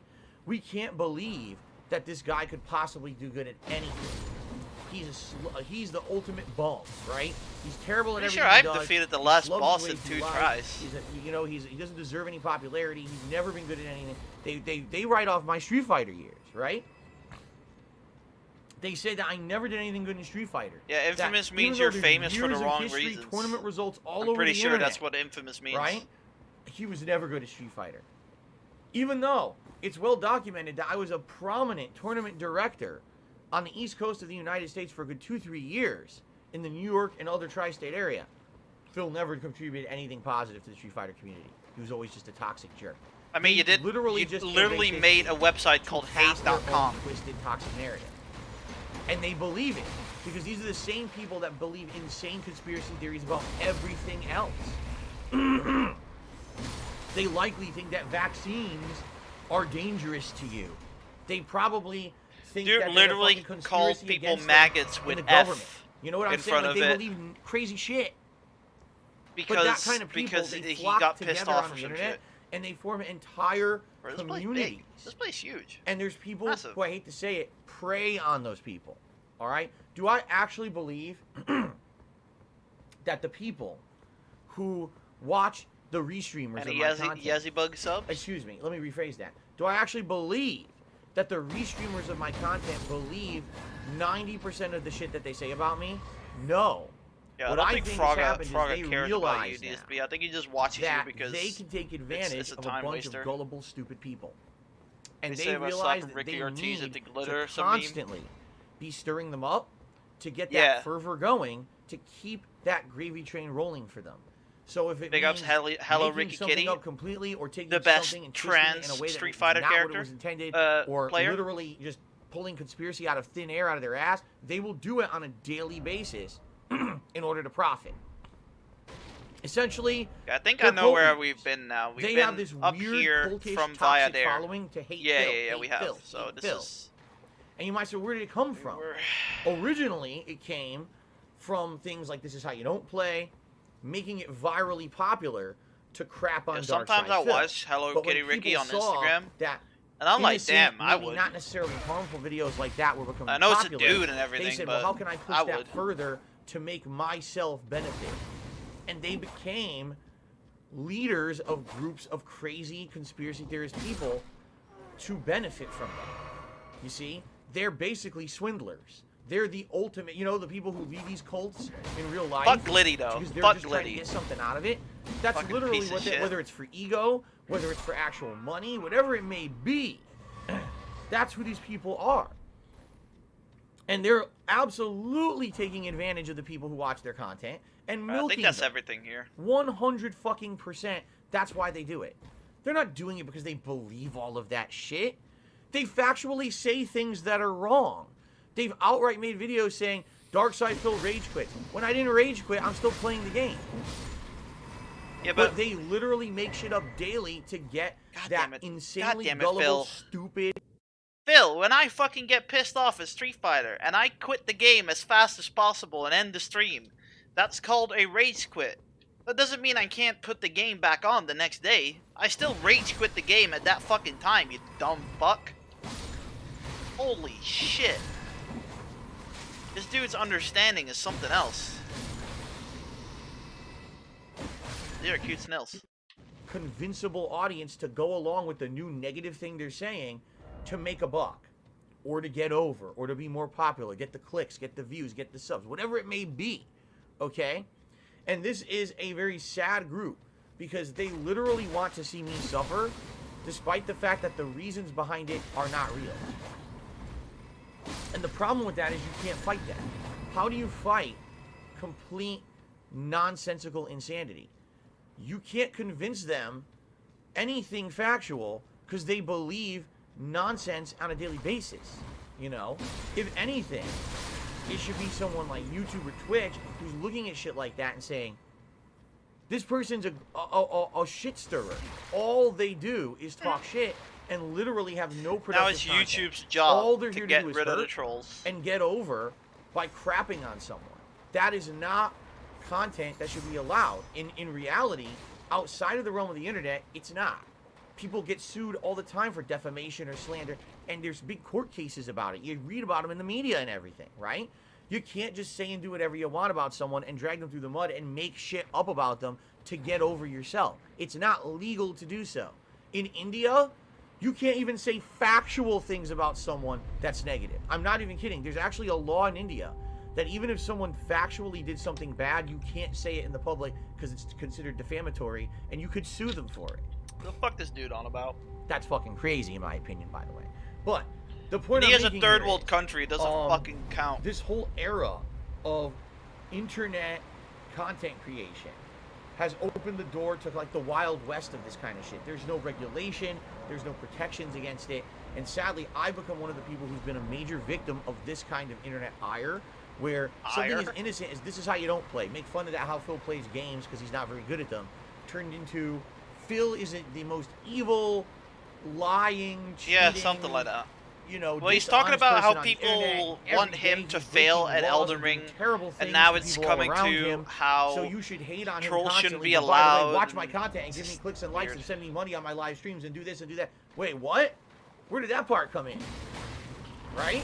Because the truth of the matter is, if you were out to just expose someone doing something wrong, you wouldn't monetize it. You would just do the right thing.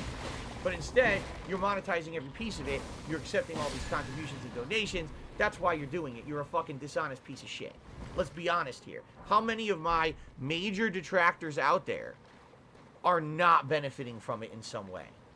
Are you out of your mind? They're doing it for a reason. And again, they are taking advantage of a large group of people on the internet that have banded together, finding a sense of belonging, a sense of... Man, gotta make money somehow, the right? same mindset. You know, when people think the same way, they tend to group together. That's like So Kiwi. That's like Kiwi forums. Groupthink mentality. Type of shit. That I'm bad. Oh, Tevin's right? making money off Phil. They're gonna flock together. Oh, he Now, has where do he we has rally? fucking On the people donations who are on restreaming and when making he's fun of Phil constantly, rewatching on the people who Phil. are making Yeah, defamatory and videos about Phil constantly. Was any of it true? Well, it must be. People are I dumb just enough wanna to believe it. Who to cares give if any of it's people money on the substantiated? internet. We'll just Fucking believe let it. him. Phil rage quit that game, but I'm still playing the game. Phil rage quit that game. Not like he's Phil was he's never good at fucking Street Fighter. begging What to about fucking all be these years of subbed. tournament history that's well documented on the internet? Phil was never good at Street Fighter. And they actually revel in that shit. I mean, you know? wasn't it a broken ass Super Turbo version he played? So, yeah, Zoya, that's the three groups, you know? I don't believe that everyone out there absolutely wants to see me suffer. I think that there is a group of people that want to see me be challenged. They feel that when I'm playing the game, to see that level of challenge adds to the enjoyment because there's a sense of overcoming an obstacle. It's not steamrolling constantly, and I agree to some extent with that. But there's a large group of people out there that are being misled by essentially a bunch of cult leaders who are doing this to make a buck on their behalf, and these people need to have their eyes open and say, wow, these people have been using us for years, and it's getting worse and worse. Why are we becoming more and more gullible on a daily basis? In the scope of things, all right, I am absolutely positively tiny. I am small potatoes. I don't make a ton of money. I'm definitely not hugely popular. Why do you think these people hyper-focus on me? Right? Even if every possible thing they were saying about me was true, which it is not, the vast majority of what they say about me is false. But even if it were all true, who fucking cares with how small of a guy I am on the internet? No, he didn't. There are people out there He was that are doing way worse things. like 11th. On a daily basis. They're hurting people. They're lying to their audience. I've explained to you guys. He was like 11th on Super Turbo, I think, but he reworded it saying he's the second best American player at that tournament. So instead of saying no, I finished 11th or some shit, he says no, I was the second best American. So he never really got far. Like, yeah, he got near the end, but you know, so does fucking other people. You know? Many times, that over the years, the things that is happening with the gaming community, people who have become paid shills, literally paid advertisements for games. I think it's they're 11. Doing way more Someone harm quote me if I'm wrong. to the public at large than anything I I've ever think done. it's 11. I'm that the he antithesis of the was. shit that they do to harm every day, yet somehow they make me out to be the villain. Why?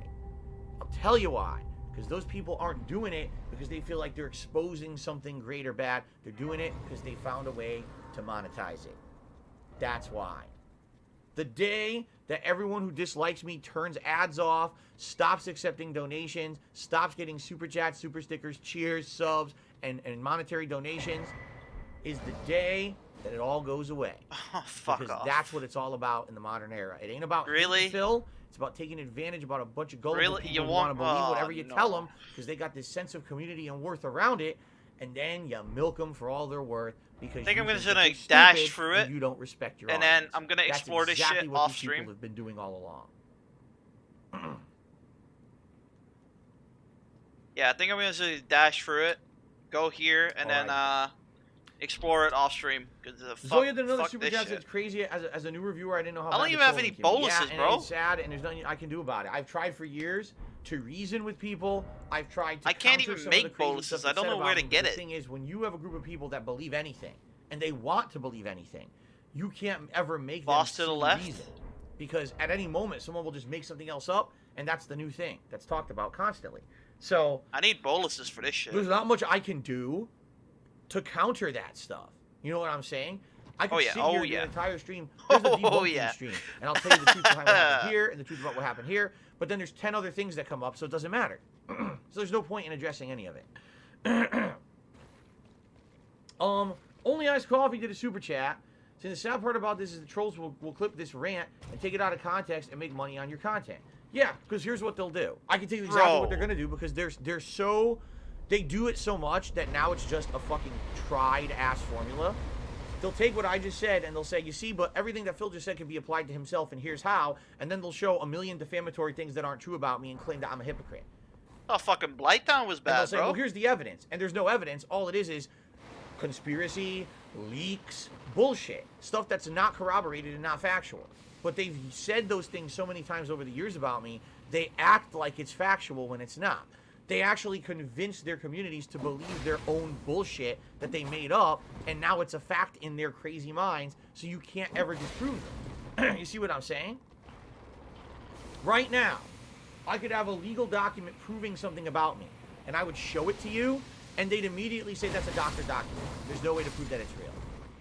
So what's the point of me ever saying anything? And anything I say and do, it could always be said that he's lying, then there's no point in ever bothering with their nonsense, so I don't. Oh, see, and I very well could, too. Top Op Smoke Puffa says, you should slander them instead. Start the information war. Phil strikes back hard. If I were ever to do what they did do to me back to them, they would not survive. They would not fucking survive. They would be buried. Because these people who usually do shit like this, actually, they're the worst ones. But I'm not that kind of person. I don't make toxic content. I'm not going to fuck around or go down that rabbit hole, that slippery slope. That is a bad place to be, and I refuse to do it. I'm a positive content creator. I've definitely changed myself over the years from who I used to be. I purposely don't make that kind of content, and I don't want look to. at the fucking so drain. I absolutely refuse to do what they do. I back heckin' to love them. Scar. You know they say fight fire with fire. Bro, it's If insane. means Look at this shit. Sacrificing who you are as a person and as a content creator, and I'm not gonna do that shit. Does piss off. bullshit. Just did a super chat and says the following. I remember being tactically involved. Wait, no. Tacitly involved?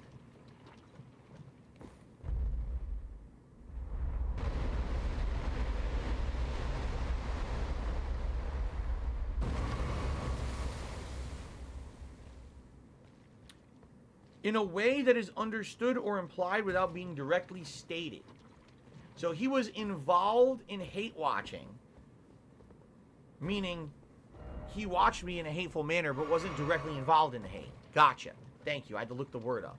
I actually didn't know what the word meant. Just say I used to watch the trolls, I remember bro. being tacitly involved in the hate watching right up until that they started attacking just to get a rise out of you. Then it got uncomfortable.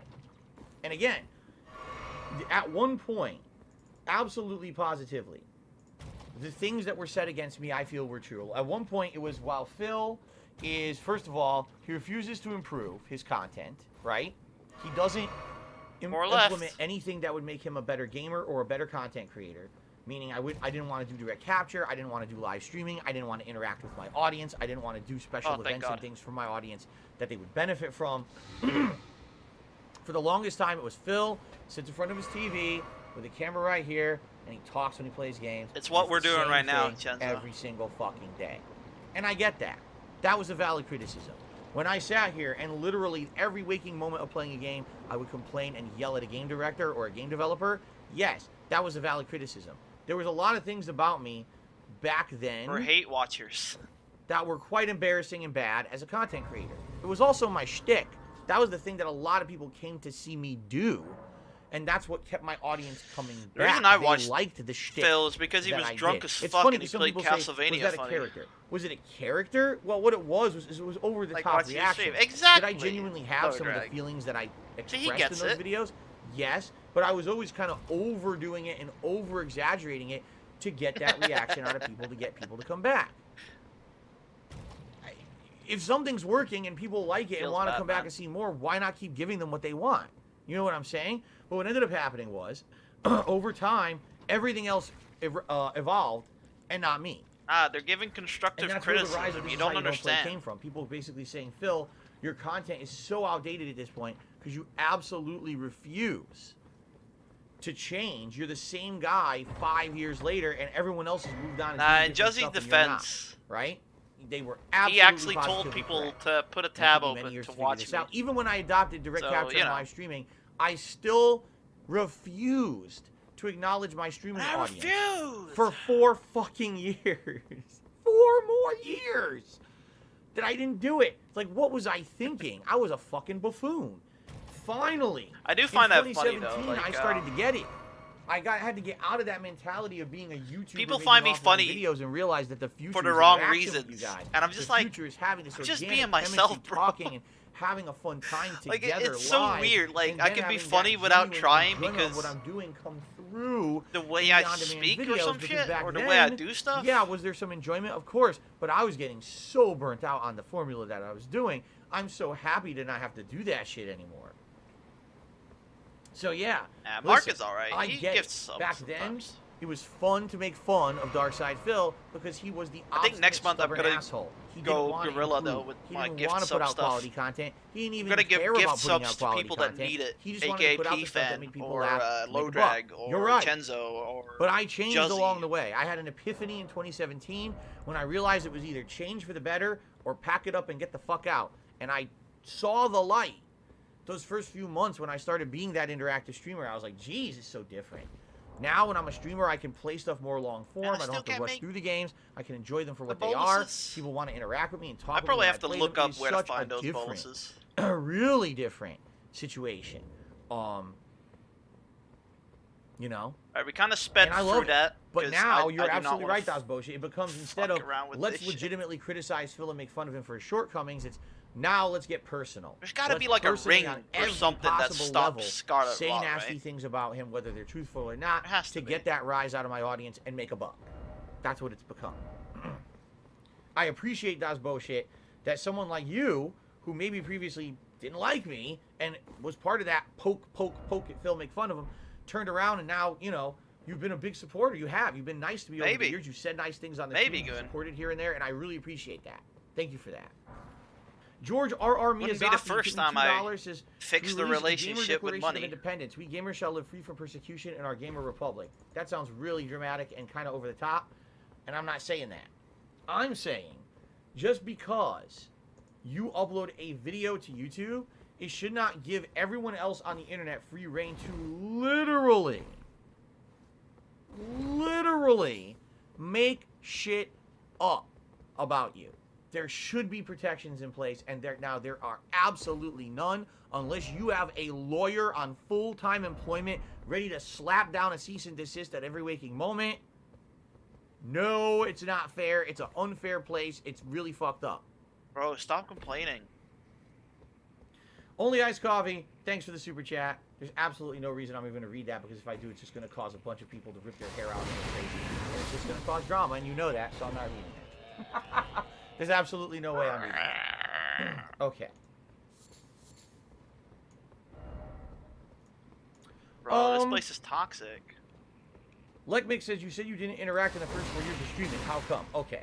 By the way, Legmick, I remember that. Membership He just ignored the people around him. Right now. It was fun. It did. You had the silver crown. Just didn't. And it disappeared between your two comments. I should just do so that you know. sometimes. Don't know if you knew that or not. Just a I'm looking at him like it's definitely the same guy, but instead of me playing. The name's not green anymore. Anyway, the first 4 years that I streamed, it was interesting because I could see the direct reactions to what was happening when I was streaming, and I liked that. But I felt like people weren't there. And in particular, there's another thing you got to remember too. I should bring this up because this is very important. This is very important for context. At the time, 2013, when I started live streaming, it's kind of insane how much I seen of Phil. Live streaming was not necessarily fully monetizable. Because I remember his first stream. And what I mean by that is things such as I remember watching it on YouTube. And stuff was not actually really implemented yet. And I didn't watch it, obviously. I came into DSP in 2016. And tip revenue and all that. It wasn't like that at all. It was more like doing Rage, yes, you could live stream, and it was more about getting just the subs. And then please pledge to my Patreon or buy a product that really? I'm You're pushing here? on my stream. That's more what it was like back then. Bullshit, you're It's here. not like today. You see? Wow. Okay, well, and so I'm that not being fighting said, you. I knew right off. that the vast majority of any money that I was going to make to run my business was going to be on YouTube ad revenue. Because in 2013, definitely like the 10th YouTube ad revenue was time still good. I fought It wasn't that until 2017 that the big adpocalypse happened and it all plummeted, and now you can't make a living just with basic videos on YouTube anymore. Okay? So I knew that even though I was live streaming at the time, I had to make my main focus putting the same quality of video out for the YouTube on-demand viewer, because that's where my bread and butter was coming from. That's where my support was primarily coming from. How much money do you think Phil wasted on food? So even though I was live streaming, events, I would ignore the audience. WWE I would see what they were saying. It was interesting to see some of the reactions, but admittedly, yes, there were times when things didn't go well. I mean, I'm not going to bring up the specifics, but remember the infamous Kingdom Hearts finale incident and stuff like that. I don't remember that today, and I'm like, man, what a stupid situation. I remember the If I were a Persona 3 different kind of content creator back then, that never would have even happened. But because I was being this kind of stupid offline content creator who was online, didn't make sense. It just set myself up for disaster in a lot of ways. And so, yeah, like, it was interesting because at first I was like, oh, this is like a whole you gotta world of content access. creation. I'm I just can thinking, watch how much live money and did I can he see have back who in the likes day? it, who's not liking it. I can see the live reaction, maybe even steer Like he the went, content in one direction he or went another, on fucking cons depending and on shit, how bro. the audience is reacting live. I've been to a but con at the same in time, I felt like I England had to before. It's at directly least act like they 600 to weren't 700 there, to- so that the on-demand hotels and viewer stuff. wouldn't feel like the content was geared just towards the live audience. A lot of the people were afraid when I became a live streamer that, man, all your content has changed now because all you do is talk to the audience content. You see? In fact, it was funny. It was absolutely one of the criticisms I got at the time, was that, Phil, we can tell that stream chat is just spoiling the entire game for you. Because as you're going through the game, you're doing so well, and we know that you don't do well in games. So obviously people are just telling you everything on the fly in the stream chat, and your content has changed. And the truth is, they weren't. And a lot of the times, no one was spoiling anything. It was just I was doing well, people wanted an excuse why Phil sucks. So they would always say, oh, it was the stream chat told him to do it, the stream chat. But no, it wasn't. Don't tell Mark. Excuse me. So I hope that's a good answer for you. Alice Telemon tipped me another $1.50. He says the Street Fighter 4 content was absolutely fabulous. To be fair, Mark tried to help me out in his own way yesterday. If you were in an arcade with friends or at home with a friend playing together, calling things out, even if it was bullshit, just having great fun. Exactly right. It's just something I gotta go through myself. This is actually very truthful too. Arcade days were very different than what you have now. I can do a rant about it one day. Back then, it was actually just as important to be good at the game as it was to be a good shit talker. I'm not kidding. It was part of the cultural experience to deride your opponents when you played them, so that way you could mentally throw them off and beat them, because then you're the king of the cabinet and you get to keep playing while others have to step up and keep putting money in the machine. It was part of it. Today, it's all outlawed. You can't talk shit during a competitive match, but it was part of the overall experience back then. So when I'm making... To be fair, nothing happened yesterday. I just cried because I beat Melania so fucking easy. Yeah, that's what happened, right, Good? Into the content that I was making and let you guys kind of see exactly how it was back in the day. Now, to some extent, it was completely unfair because it's me talking shit to someone on the other end of the internet who can't even hear me. They can't make a retort. And I knew that. It was a captive audience. It was a captive play. You know, there was no way for them to counter what I was saying and doing. And yeah, to some it was extent, I think that's why people liked the content. It was like, damn, Phil the Bully doing better than 80 Street Fighter 4 and basically talking shit the whole time, right? People enjoyed that. That was the shtick at the time. Expectations right? shattered, yeah. So, you know what I'm saying? But now, it definitely wasn't depression. Now, if I were to make content just like that today, job in my life. People would go nuts. This guy is out of his mind. What is he? Giant egotist? Surprised no one clipped asshole? It, bro. And you know what I mean? Like, people would go nuts if to make. I guess that means I don't really have true trolls. I probably get reported on. No one clipped my. And our videos taken I wanted that money so bad. I wanted that surgery so bad.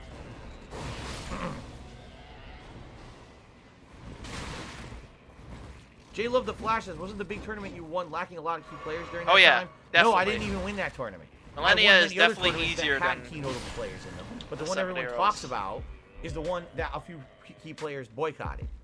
And the ones that were in it, I beat. I mean, so there you go. That's the thing, Josie. I'm all right at these games.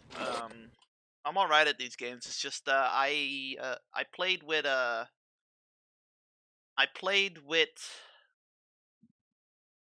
Shield. You fuckheads. I played with Shield. I play with Shield and Sword throughout Dark Souls 1 and 3.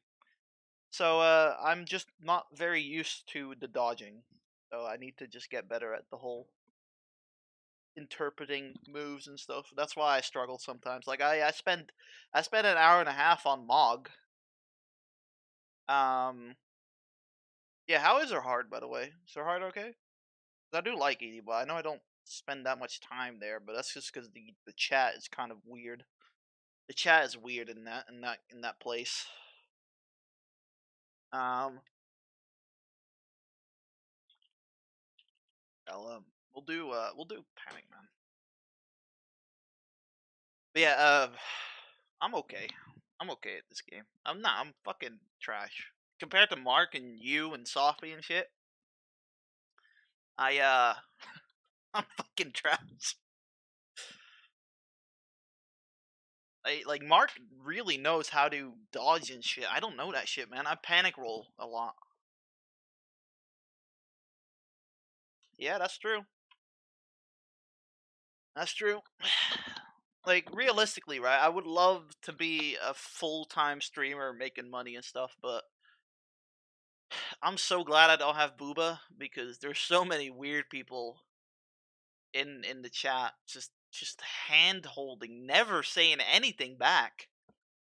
Saying criticism doesn't exist.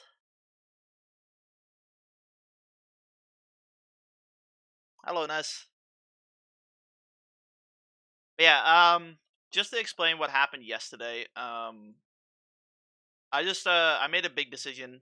The 29th, I have a job coach interview where I am gonna switch from the bike station stuff to the retro museum, which means I'll have to get up at 9:30 in the morning, 3 days a week. But I've noticed today, because today I went to the bike station stuff. I noticed today that I don't enjoy it anymore, bro. Um, I don't enjoy it. I don't enjoy coding anymore. I just hate it. And today I made this, right. So today I made this. You can go there. It's live right now if you want. Fix it Helmond. Helmond is where I live. I want to make a website where I can advertise me fixing your PC or dusting off your PC or building your PC. So that's I made this with I made this with WordPress though, so it's not really coding. Like it's WordPress. So it's this shit. It's WordPress. So it's a lot easier because legit I can go here and I can go edit with Elementor, and you don't even need code for it. You can just say, oh well, I want a header, and then I could say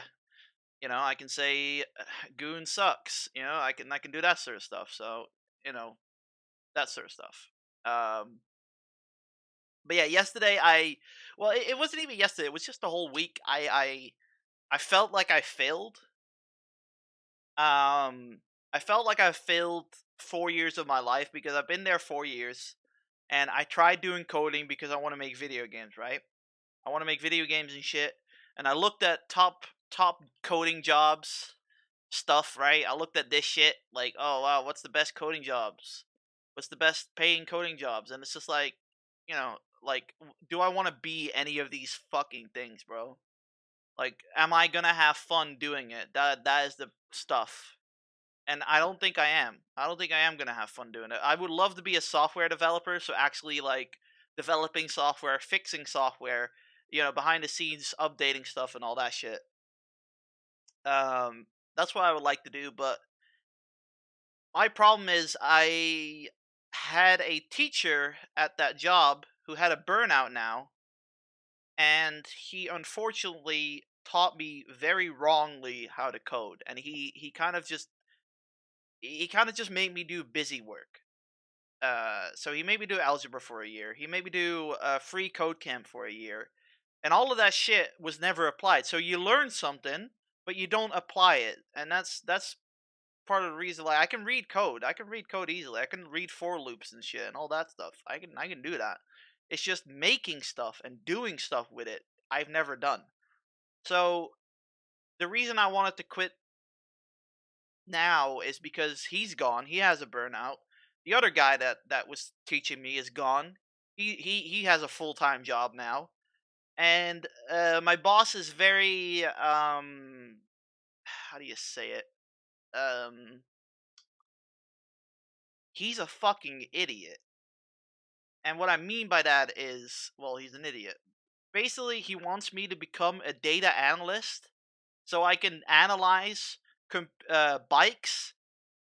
So we sell bikes, and whenever a bike is sold, I should analyze the price for it and see what price is best for the bikes. And I said to him, okay, how do you want me to do that with someone who hasn't done any fucking any real maths ever, and you're making me learn Python NumPy, which isn't even in our website. Like we have a website, right? We have like I'm going there. I'm going away anyway, so I'm just gonna fucking dox it. Like fucking here. This is where I work, right? Fucking we have fucking bikes and shit, right? Bikes, whatever the fuck. There's no data that gets sent afterwards. We have to manually remove the bike from the website. There is no there's no checkout system or nothing. There is no checkout system. You go here, and then you get your email. I'm pretty sure. See, email, and it's not even available right now. So it doesn't fucking matter if he wants me to become a data analyst or not. It's not gonna work with our current website, and he's building a current website right now. But 5 interns are working on it, and they're going away next week, and I'm here sitting with a fucking half baked website trying to put it on Linux. I got thrown in the fucking deep end for Linux, right? Which is fucking bullshit. Uh, fucking I got the task to put the new website on Linux, right? Now I had to literally Google. I literally had to follow this shit, bro. I had to follow this shit to fucking make it work. This shit.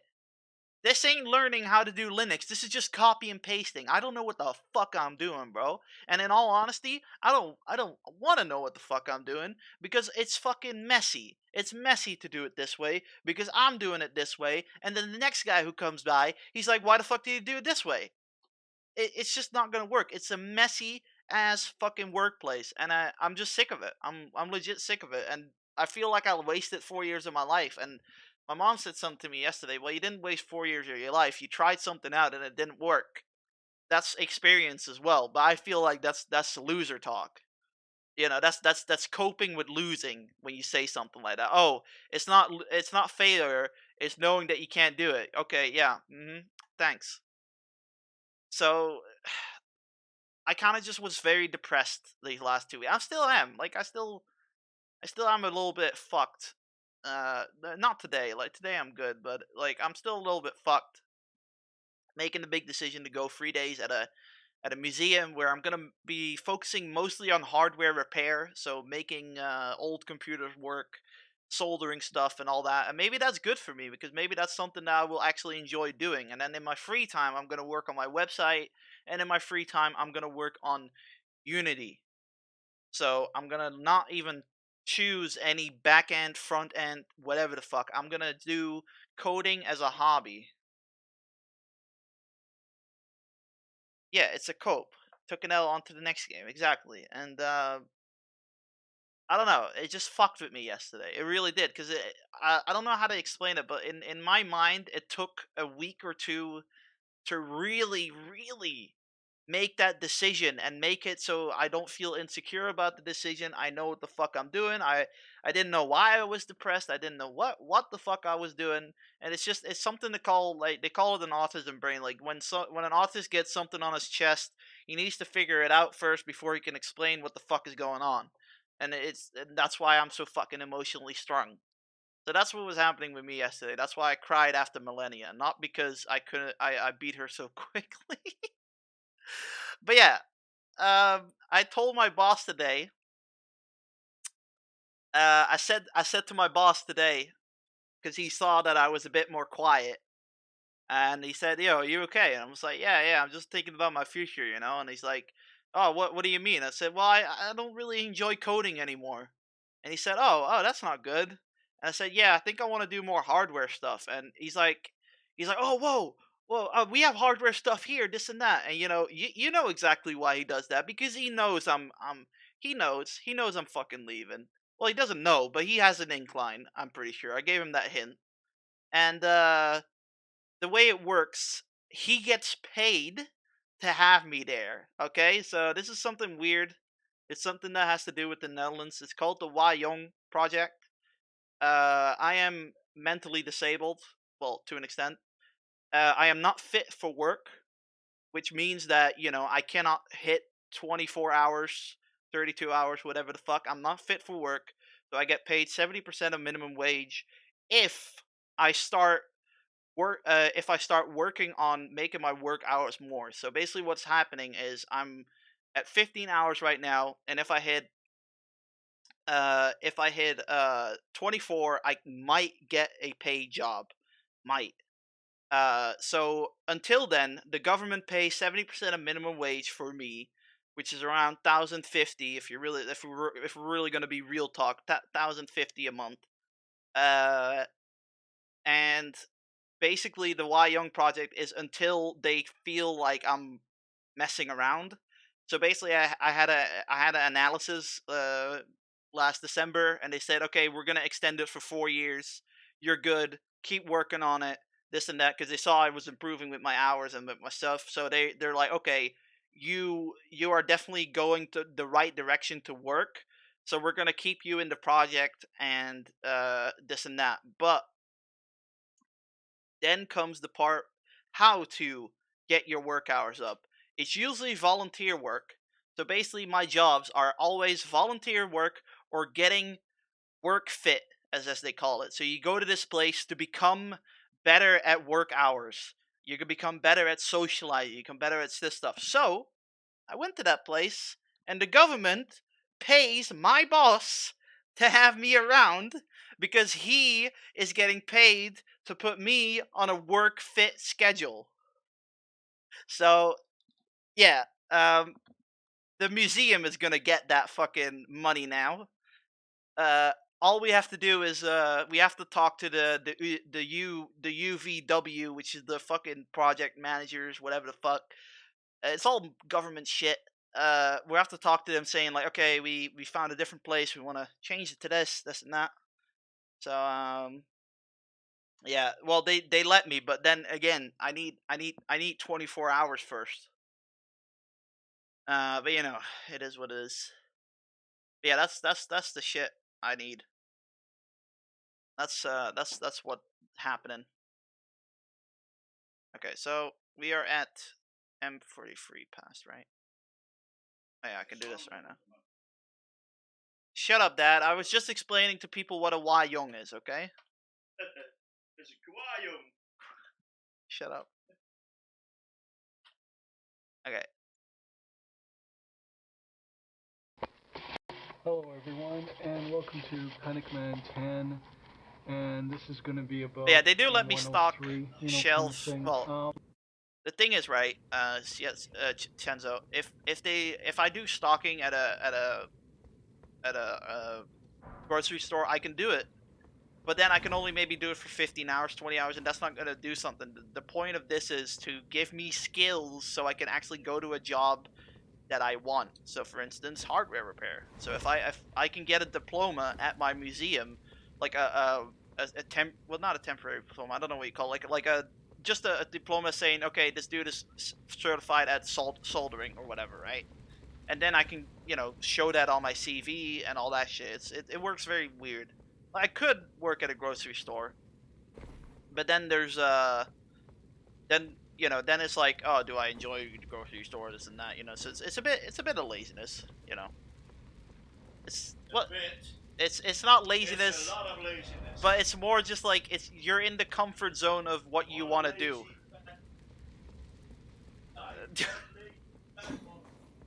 Shut up, Dad. I'm depressed. You shouldn't talk to me like that.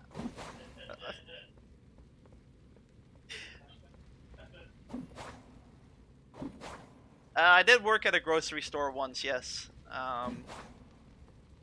They let me go after 3 months because I was too slow. And they said, because of your autism, we cannot give you the structure, the coaching you need. And I was like, but I'm just stocking shelves. I don't need any coaching. Yeah, I might be a bit slower than the rest, but goddamn, I was still doing my job, bro. I was under pressure that... Yeah, I have to do that, Gun. I have to tell people about my autism on my CV.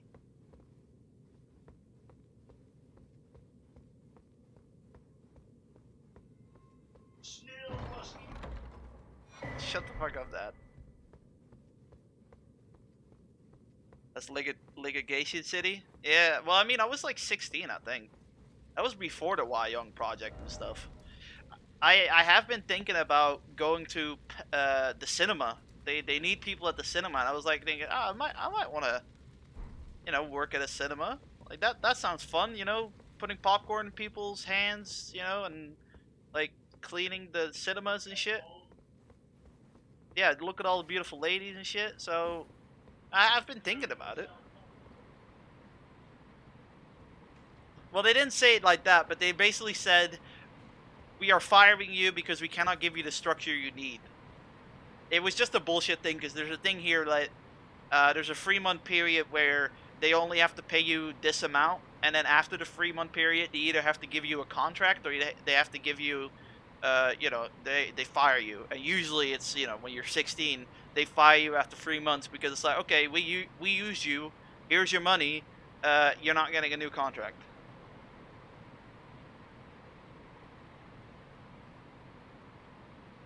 He needs a full-time Tism Wrangler. I don't need a Tism Wrangler. It's just, they're called fit for work areas, so basically just people that have trouble finding work and stuff. It is hard to find work, though, for someone who doesn't have a diploma. Like, even grocery stores nowadays are like, well, why would we hire someone with autism if we can hire someone who doesn't have autism and is 16? We have to pay him less. Imagine me going to the grocery store, 27 years old. They have to pay me fucking a lot of stuff for fucking stuff. They have to pay me minimum wage, but my minimum wage for the age of 22. Yeah. Shut up, Dad. I'm trying to explain the Dutch government to them. It's fucking hard, okay? My dad says I'm a nagger. Not with an I. And with an A.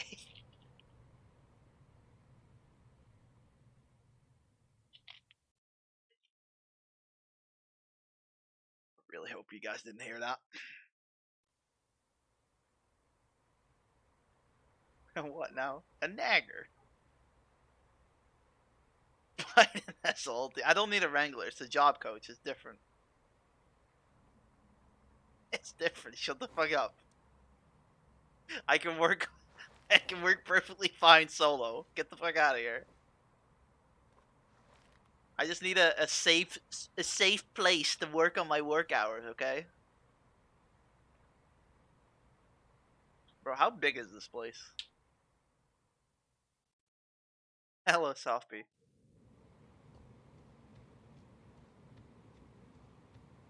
Yeah, I think next week we're gonna do the quesadillas then. Probably.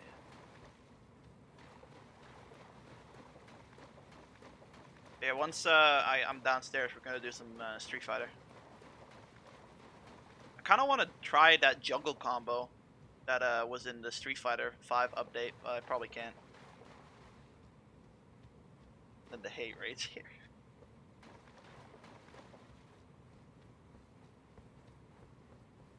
Oh, it's just a boss. Nice.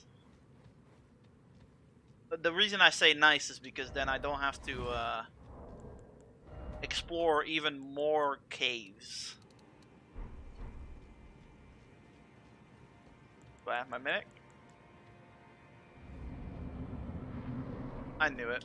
God damn it.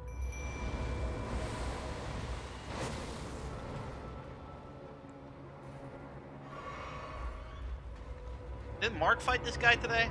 I don't know if he did. I always mistime that one.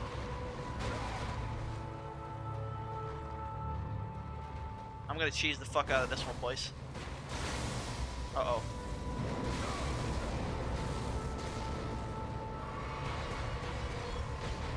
Run.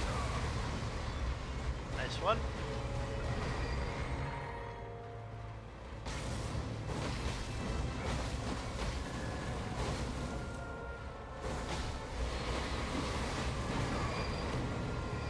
Well, he's a lot easier than the other one.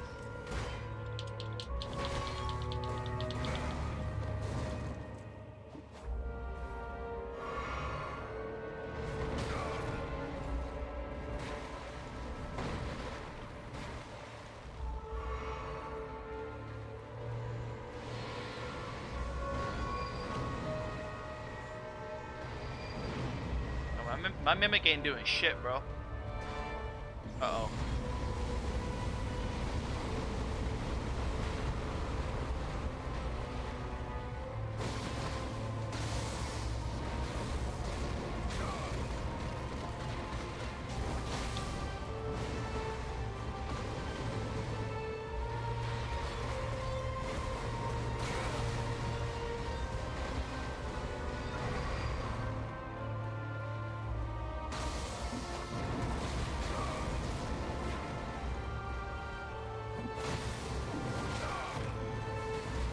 I didn't even see him swipe there.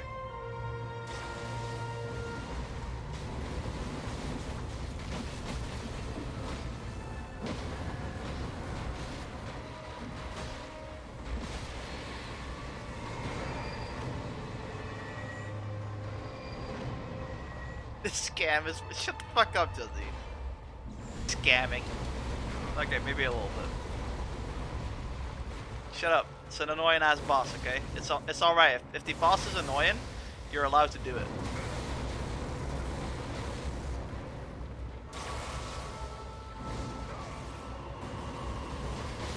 Bye.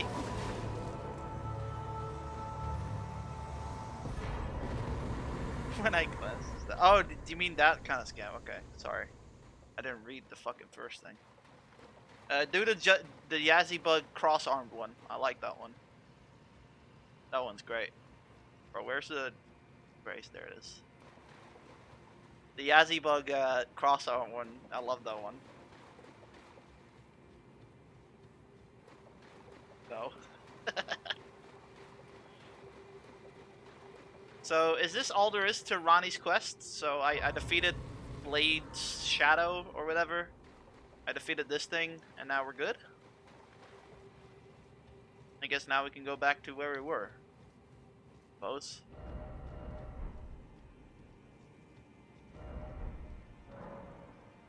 Ring of Oath. Oh shit, there's actually stuff further beyond this. Okay. Oh yeah, Pang, man. Well, how are you today, Sofby? I'm doing good. I was up till 2 o'clock, almost 3 or 4 actually, my time, in the morning last night, which is Thursday. Today is Friday.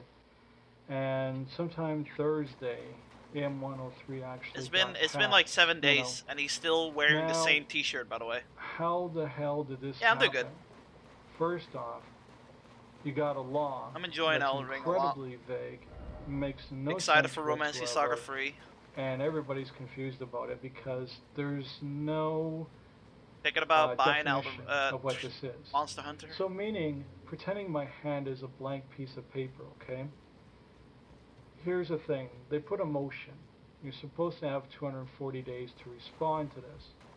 So this should have gone longer, but it didn't. Ring of Somehow it got Oath. passed through. We'll get to that here in a second. Oh, okay. So I need So you something got a to get motion, in there, yeah. M103, Okay. you know, Oh, that's us done there. Islamophobia, okay, which is bullshit. What I'm gonna on do its now own, is something and cheeky. I've talked about enough about that. There's a lot of Yeah. intelligent people. You get how it's bullshit, so we'll just leave that alone for now, okay? But Thing is, I want to here's play what it on the stream, challenge is, like and this is on what a I wanna Saturday or focus some on. shit, right? Or like What does on evening Islamophobia streams mean? or some Well, shit. So I'm you just look like, at it, I'm waiting. There's nothing there. So, Especially you notice I'm because going the down other a one is hand with coming a bunch out of in little the summer, dots. I think, or in Pretend that October those somewhere. are bullets. And basically, what this allows the government now to do is to fill in those bullets. And now they can make this whatever the hell they want to. This is scary. This is the part that's scary. You know, it's bad enough that they created a false representation of Islam, and then they turned it into a phobia, which doesn't exist because a phobia means an irrational fear of, and fear is an acronym for false expectations appearing real. Okay, so you believe that something's going to happen, but it's not real. That's what that means. Okay, so instead of de-escalating, they escalated it into a phobia. Now they pushed like hell to get this through, and it's not supposed to be passed yet even, because it's not the 240 days from when it was put into motion, okay? The scary part is this. This is the most creepiest part of this whole so-called law, is that there is no definition of the law. So that means they can make a whole bunch of little bullets and say, this is what the law is now. Yeah. And now that it's I don't know if I should passed, skip this one. they can make that Syrian law. Okay, this is the #1 thing that everybody is worried about. Now, maybe I haven't Bro, I'm been sorry, clear right? in But my this blade videos, needs to be you know, longer. about Syrian If law this is and the Millennia's warning blade, it in needs to be Canada long and as everything fuck. like that. I live in Canada, okay? Maybe you guys don't understand the purpose of my videos, and that's why I keep putting Yeah, videos same, out there. Softy. You know, understand one thing.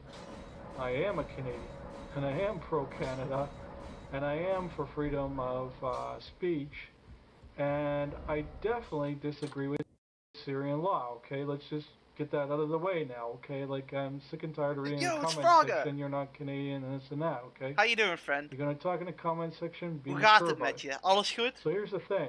Mooi. Now they leave all these bullets here. I'm gonna do it, boys. I'm sorry. You got a law here. First off, that's bullshit. The terminology of it is just bullshit. Phobia means an irrational fear of. Okay, so there's no such thing as an irrational fear of Islam. None of us are being irrational about it. We're all rational. Yeah, just screw we totally with the get what's turfs. going on. It's the government that doesn't get it. And they're proud of themselves for putting this through. And here's the stupidity of it, is that there is nothing to define what this is at all. Nothing. Nothing to define what Islamophobia is. Nothing. All the liberal government will say is that... Ah, okay, so you don't have to fight him multiple times. You only need to fight him once. Okay. Okay, where's the problem? I mean, the only thing that I can I said that think to of Turner as ever well. I'm buying happened you in Canada, Hogwarts. period, Hogwarts thingy. in terms of And he said why? Muslims and I said Islam and all this other stuff. because the was SJWs attack in hate it. Quebec Mosque. And I just to think screw the with them. government, on purpose, like, you know, overreacted to this and said we need to create a law to protect these people. Why? You know, we already got in our laws a long time ago something that We'll do a raffle. says, I'll like, give you it know, away against 4 hate speech. times. So we don't need another law. We don't. You know, now what you're doing is you're And creating I'll rig it so Juzzy and an Softme at least atmosphere get one. where people can't talk about it, and if they talk about it, they can get arrested. And now this is a reality. This is actually happened. When I did my very first video and said that this has already happened, that's what I was trying to get That's at. winning all 4 And copies. me being anxious, like, you know, because I suffer from anxiety disorder, didn't help much, you know, with that video. Hey, if I'm And good I with agree. money, I made several well, other I'm videos fucking about shit it. with You know, money. I think Ask I my made dad. about 3 or But 4 videos in total. The bottom I am line trying to is save up. that now It is this kind of has working. happened, and this was my most major, dire concern. Bro, where is was Dung to Eater guy? not Do you allow guys this remember? to happen. Like, you know, get people to contact their MPs and that. I think what we really need to do is have a vote of no confidence with I don't this remember where government, Dung Eater is. because they always seem to be continually trying to destroy Canada. You know, so I would urge everyone to get in touch Yeah, big with ups, your Fraga. MPs Mods, and shout out to, Fraga. urge them for a vote of no confidence, because this law is bullshit, because there's nothing there to define it. And before you can even have a law, you got to go through 240 days. Fucking hell. And it's got to be defined. Now, I thought the Speaker of the House would have This is put it it. on hold Please, tell me until this is April, it. because I found out April 25th. I it beat the was game pushed fair and back square. to. Holy shit. And then I That found was out so last fucking night easy. talking to Fuck the you, guy with security 2 names. guard, who happens to be Muslim, Suck my tadpole that for it went life. through, and she's scared as Easiest hell, game of my life. because she knows the difference between the good ones and the bad ones, and this is what I'm trying to get at. She knows the bad ones came from Cutscene? Iran, and she's scared. She wanted to bring her friend over, because Canada's an awesome country, and it is. Now, she doesn't want her friend to come over because of what happened here. She is worried about Syrian law. Yes, the Muslim is worried about Syrian law. So please understand, there are some good Muslims out there. Not pretending, not faking. We had an incredibly long talk, which is why I was up till 2 or 4 in the morning, okay, during her shift, you know, because she works security here at the building I live in. So, we've been talking about this ever since AM103 got announced, and she's been actively against This it. ain't where Matter of fact, she's Fraga been Dung Eater is, protesting right? against it. I told her to Is get it? in touch with her PM, or MP, sorry, you know, member of parliament, and she's done so, you know. Why can't there be a and bonfire so near him, she's bro? proactive against it, and she's Muslim, so you can't say all Muslims are bad, you know, that's what I'm trying to say. But Go back, yeah. she is really It's worried past the about flowers, Syrian right? law. She ran away from that. She came to Canada because she wanted to get away from it. when you look at the person that's Yeah, I want to steal from Frogger as well, bro. That started this whole ball of wax. You know, playing like old NES games and shit. Oh fuck. You understand that she was actually for abuse for women. Playing old. That's why she created this NES games and shit. I want to do that. Thingy, I believe. You know, it's because she actually is one of the bad Muslims. She's one of the ones that came from Iran. What the fuck is Panic Man talking about, bro? That actually wants yeah, classics, exactly. Whereas the security worker that I was talking to, who I'm known for a great number of years, is very level-headed and very grounded and doesn't want Syrian law and didn't want M103 to pass. Didn't understand that. So you got two types of Muslims. I need to look up what M103 is. Syrian law, which come from Iran, which are the extremists, and the ones that are against it. You know, they came to this country, Canada, to get away from it. Yeah, this is a chill Elden Ring stream, Froggo. I am not going to be All we're silent. doing today is watching videos and to voice my opinion, doing stuff. And I'm not going to be suppressed by this at all. We watched DSP, we hated it. To speak up that lives in Canada against this, because the more people that we have speaking up against this injustice against Canada, period, and the people of Canada, the better. Because if we only have a few voices out there speaking up against it, they can easily quash it by jailing a whole bunch of us. You know, if enough of us speak up against it, they're going to have a hell of a time trying to... Shut the fuck up.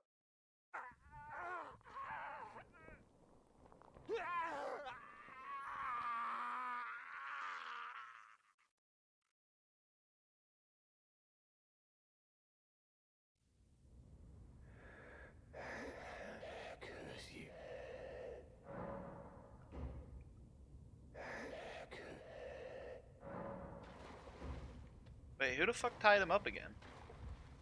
Wait, I need 5 of them, don't I? Fuck. I thought I had to fight him a few times. Whoops.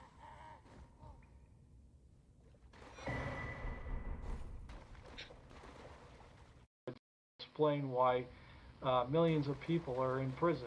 You know what I'm saying? Or being fined, or whatever the hell they decide to do.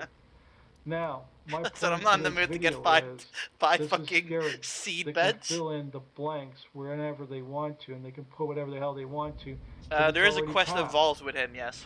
We need a vote of no confidence. We need the Liberals out. They got 4 years in office, people. But you need 5 seed bed tried to take away our curses or rights, some shit, and I'm not in the mood to get those. I hope not. They tried to stack the House in favor of, or not the House, sorry, but they tried to stack the deck in favor of. It's just a matter of which Liberal you're going to be voting in next, okay? That's what the referendum was. I think it was C-51 or something like that. Dung eater. But you guys know which one I'm talking about, the bill that they were Dude sounds so cool in the beginning, but he's actually just a pussy. I don't know if it got passed or not. I hope to God it didn't neither. That's another problem. And it seems to be, under the Liberal government, that Canada has now turned into a shithole of a country.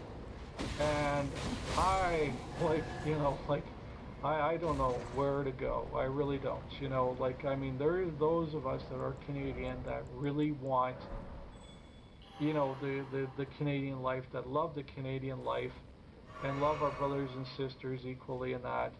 And it is a shame to see this happening. And I'm not proud to call myself Canadian at this point. I'm not. You know, I will stand up and fight for my country, even if that means I have to fight the armed forces. I used to be in the military. I was a medic, you know. Who was a medic, bro? I can see a civil war coming, because there's going to be those of us that are going to go, you know what? It didn't happen. We're going to go to America, grab a bunch of guns, and come back and do something about this. You know what I mean? Because America's open with their guns. Thank you, guys. We appreciate that. You know, we might be buying off of you really, really soon, you know, kind of thing. This dude thinking he's going to fight. Let's have a look what it is. Okay, that's not it. What is it called? The M103. Okay. What's Mark doing here? Go away, Mark. Go back to your own stream.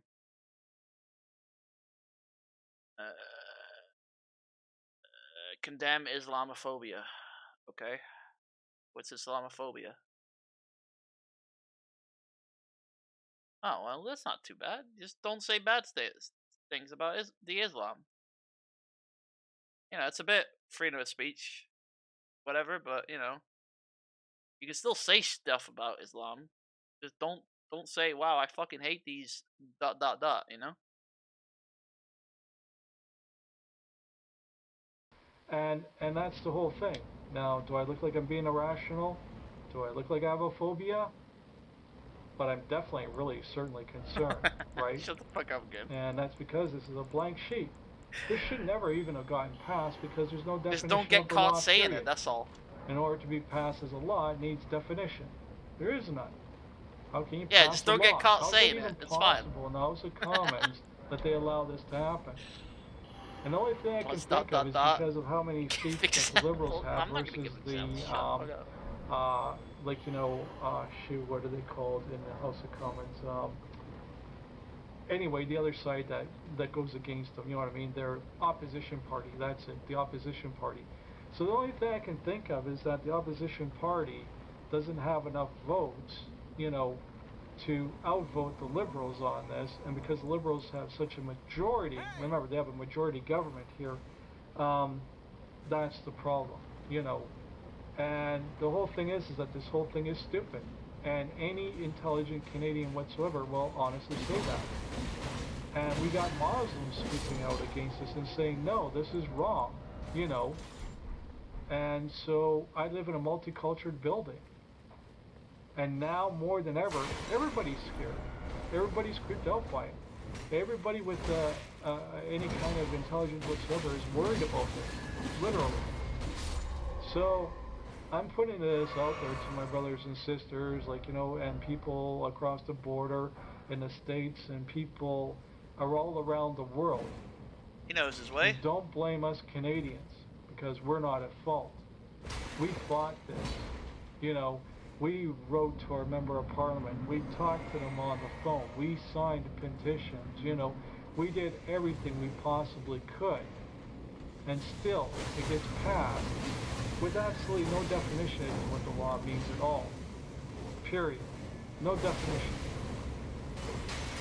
Let that sink in. There's no definition of the law. If you were to ask what that law stands for, there's no definition for it. Just a bunch of empty bullets that they can fill in at random and make up a bunch of bullshit. There's no definition. None. Now, I don't know. If that doesn't send a chill down your spine, I don't know what will. I'm really concerned about this country. I'm concerned about its well-being. And I want everybody out there that gets this video, and please get this video. I really hope a lot of people watch this video. Please vote Trudeau out. Vote the Liberals out. This guy is not Canadian. He's the one that's not Canadian. It's not us. We're letting our voices be heard, you know.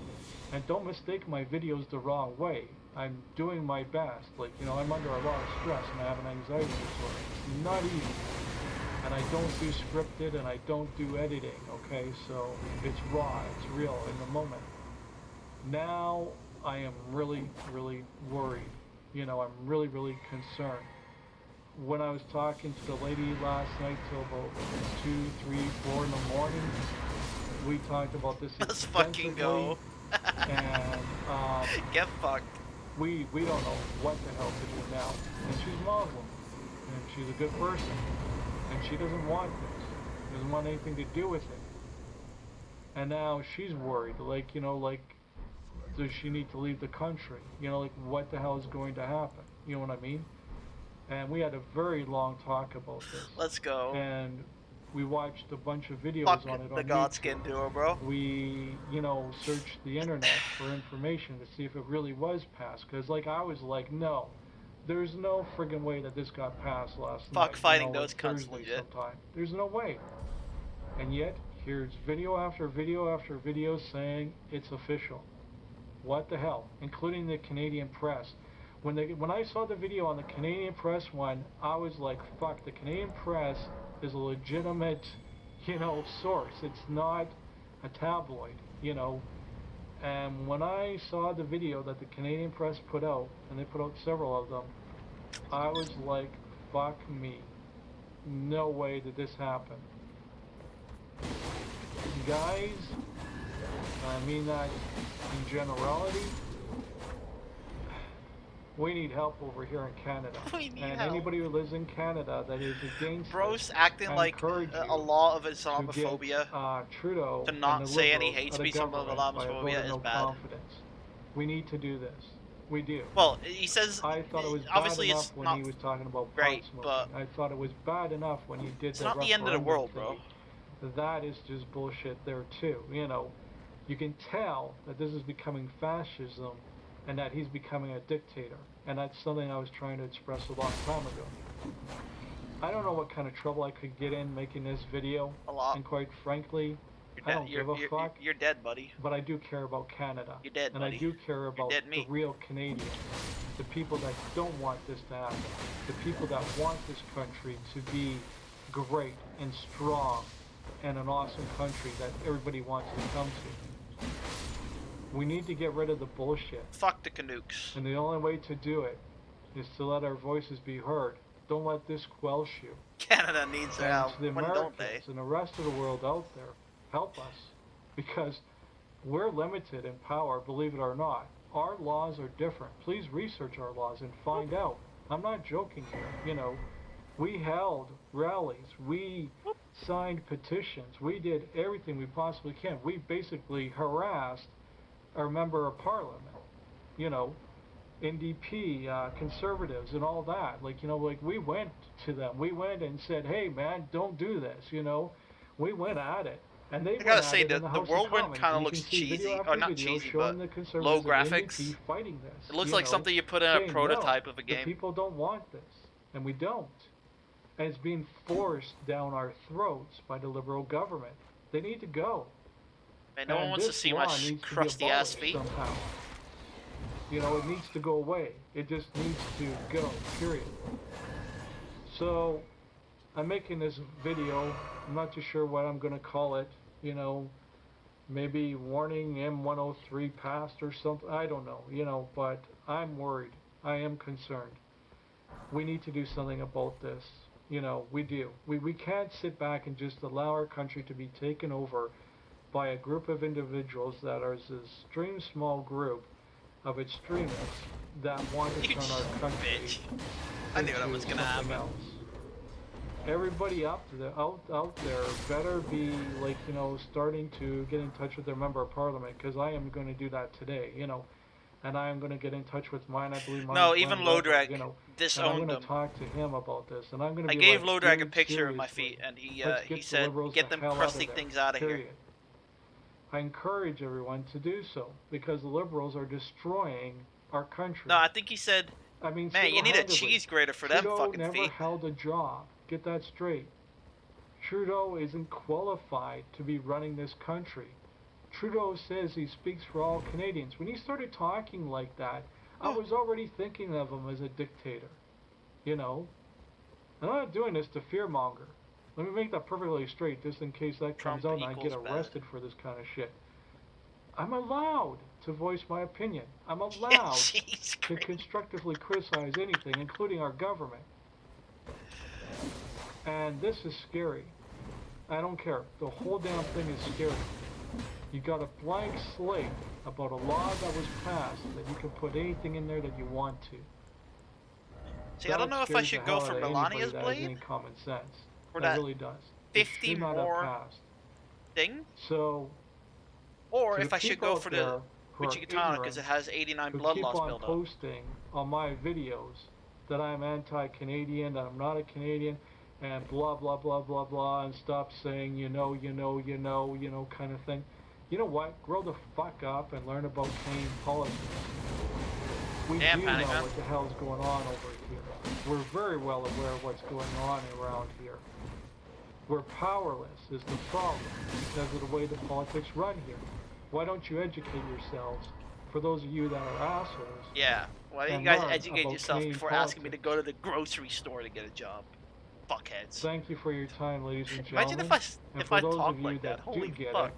And for those of you that do care, I appreciate your input.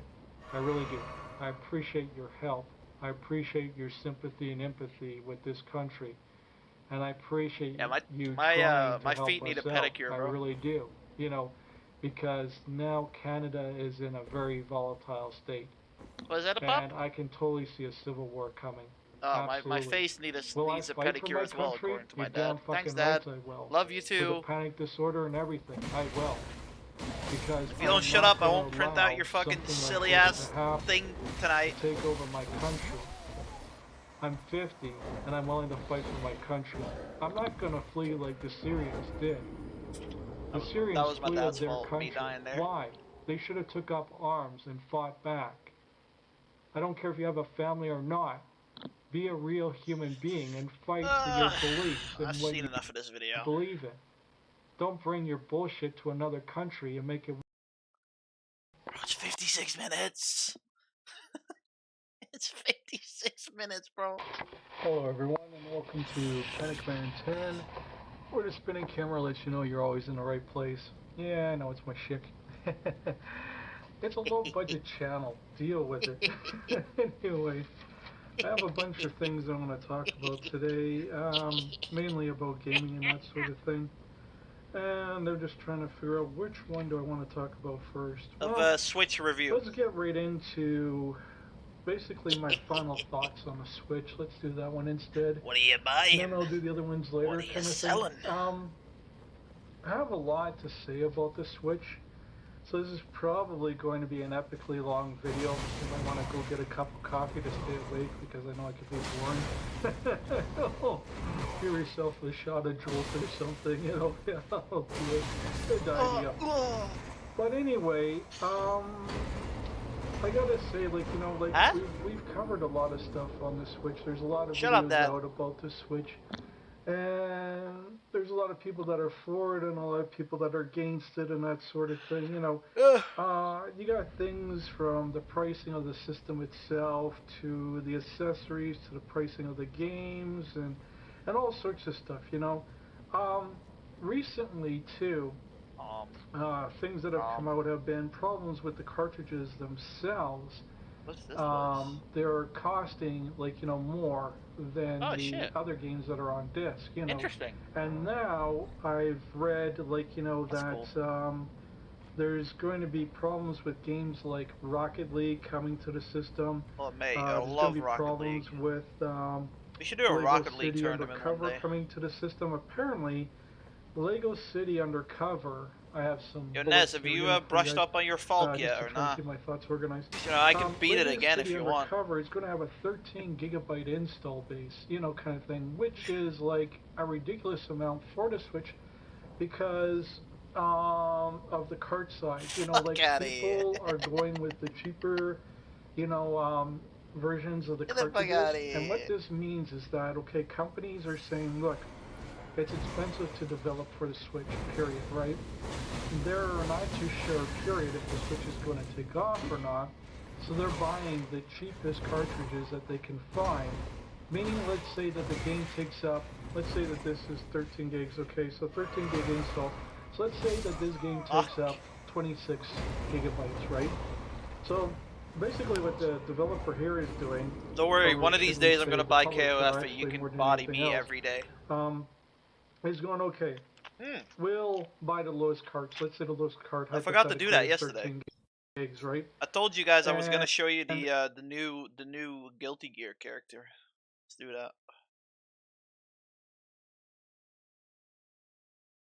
I don't know if I should skip this video. I kind of want to hear what he has to say about the Switch, but it's also fucking long.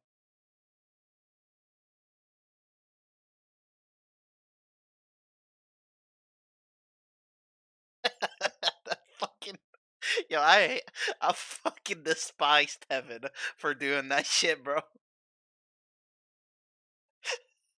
Fucking, where did he get that fucking picture? I'm hardly dressed for a party. Look at his twink. Sorry to intrude.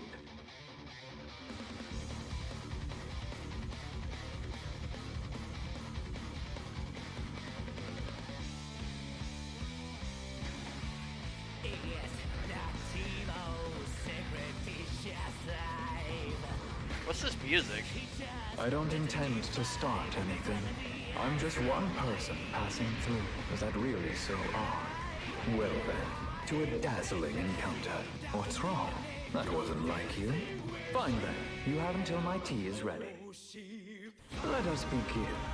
To me, this place you so desperately guard is a mere walking trail. What kind of indulgence could be sweeter? Here I thought you would understand. I used to carry myself like some sort of demon too, even though I was surrounded by accepting people. I'd say it's time for a tea break. Milk and sugar for you? What's this dude's name? Testament?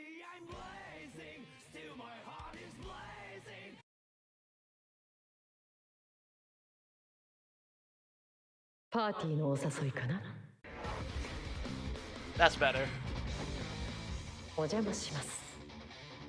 Voiced by a woman. Come on, bro. That's what you need to do with a twink. Voiced by a woman is actually a dude.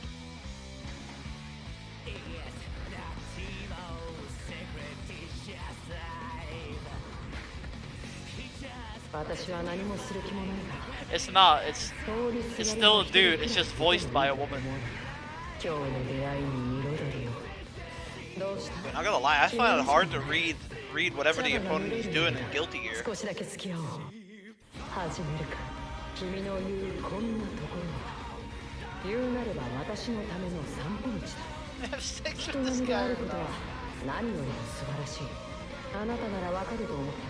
私も魔界の住人を気取っていたことがあった。出会いは溢れるほど周りですれ違っていた。 It kind of reminds me of Skullgirls. I don't like that. あなたも一杯いかがかな? I hate Skullgirls. It's like 30 FPS or some shit. It looks weird. Like it looks weirdly out of frame or some shit, bro. Then they'll say, okay, if you want the rest of the game, then you're going to need to do the download for it, you know, so then you're going to have to install 13 gigabytes of information, you know. So out of the 26, and this is what I'm presuming, I don't know if this is what it is actually, but this is what I'm presuming it is, because why would you have a 13 gigabyte install for a game? You know, it just doesn't make sense, you know what I mean? We are going to play It's Street already on the Fighter cartridge, you don't need to. The disc makes sense because they're downloading it onto the hard drive, you know. With a cartridge, you don't need that. I mean, I got the DS, the 3DS, like, you know, it just doesn't make sense for Nintendo to do it. Unless companies are changing their format about how they're going to install games onto the Switch, you know, and by this I mean how much of the information of the game is actually on the cartridge versus how much of the information is actually going to be downloadable because it knows that you bought the game, you know, kind of thing, alright?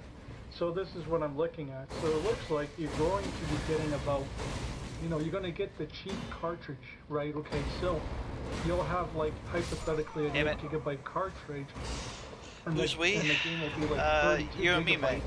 And you'll have First to to five download would the fall. rest of it in, you know, download it like actually, like, you know, kind of thing as a file. You know what I mean? So in order to get the whole game. Me and that's German the way Ryu. It looks like a lot of Although I haven't companies are seen him in doing a while. The German Rocket Ryu. League isn't even sure if it's going to release on the Switch or not. I have not seen the German Ryu in a and hot remember, minute. I said a long time ago, both Dark Souls. But we got sitting back Spanish in the Ryu, wakes, and like, he's you know, basically the trying to figure out if same. they're gonna come out Less or of a not for the grappler. Switch. And I'm hearing a lot more, and I hate to say it this way, but a lot more negative feedback in terms of the games because of the cost of the cartridges.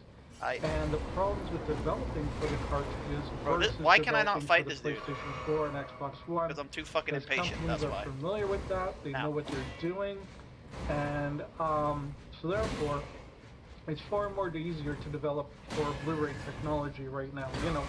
Nintendo's going backwards by doing cartridges, and, you know, people are cool with this, and I'm cool with that. I love cartridges, actually, you know.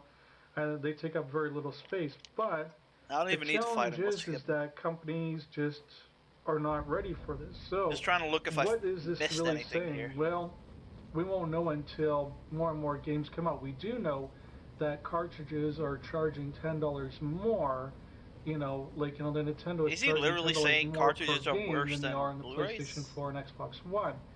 I mean, he has a And, point to you an know, extent, as I a suppose. consumer But... myself, Oh, for fuck's this sake, has there's another me one. concerned because, one, data usage is going to be going up significantly. You know, if I have to keep installing games, I'm already up at my data usage on my PS4, which is why I haven't been on it for a prolonged period of time, because I'm concerned that I'm going to have a bunch of updates to do or something, because the damn thing has a whole bunch of patches and updates for games and whatnot. You know, like they're just release them and then just start uploading without you even As knowing it, honor and you got to with, go into the section Colin. to find it and then stop it, you know, put it on pause or something. But yeah, no, Yeah, I don't think mean, there's anything else data here, to be usage honest is with you. definitely a big thing this generation, you know, more so than I've ever seen. I mean, my PS4 is just sucking up You need to a get lot up there, of data obviously. usage, to be honest with you. That's So, end blaming game, the I Switch think. for this. I'm just saying that data usage is a very important thing, you know. So, in terms of the Switch, like, you know, if they are going to, in fact, have you install significant files, like 13 gigabytes, like, you know, just to play Lego City Undercover,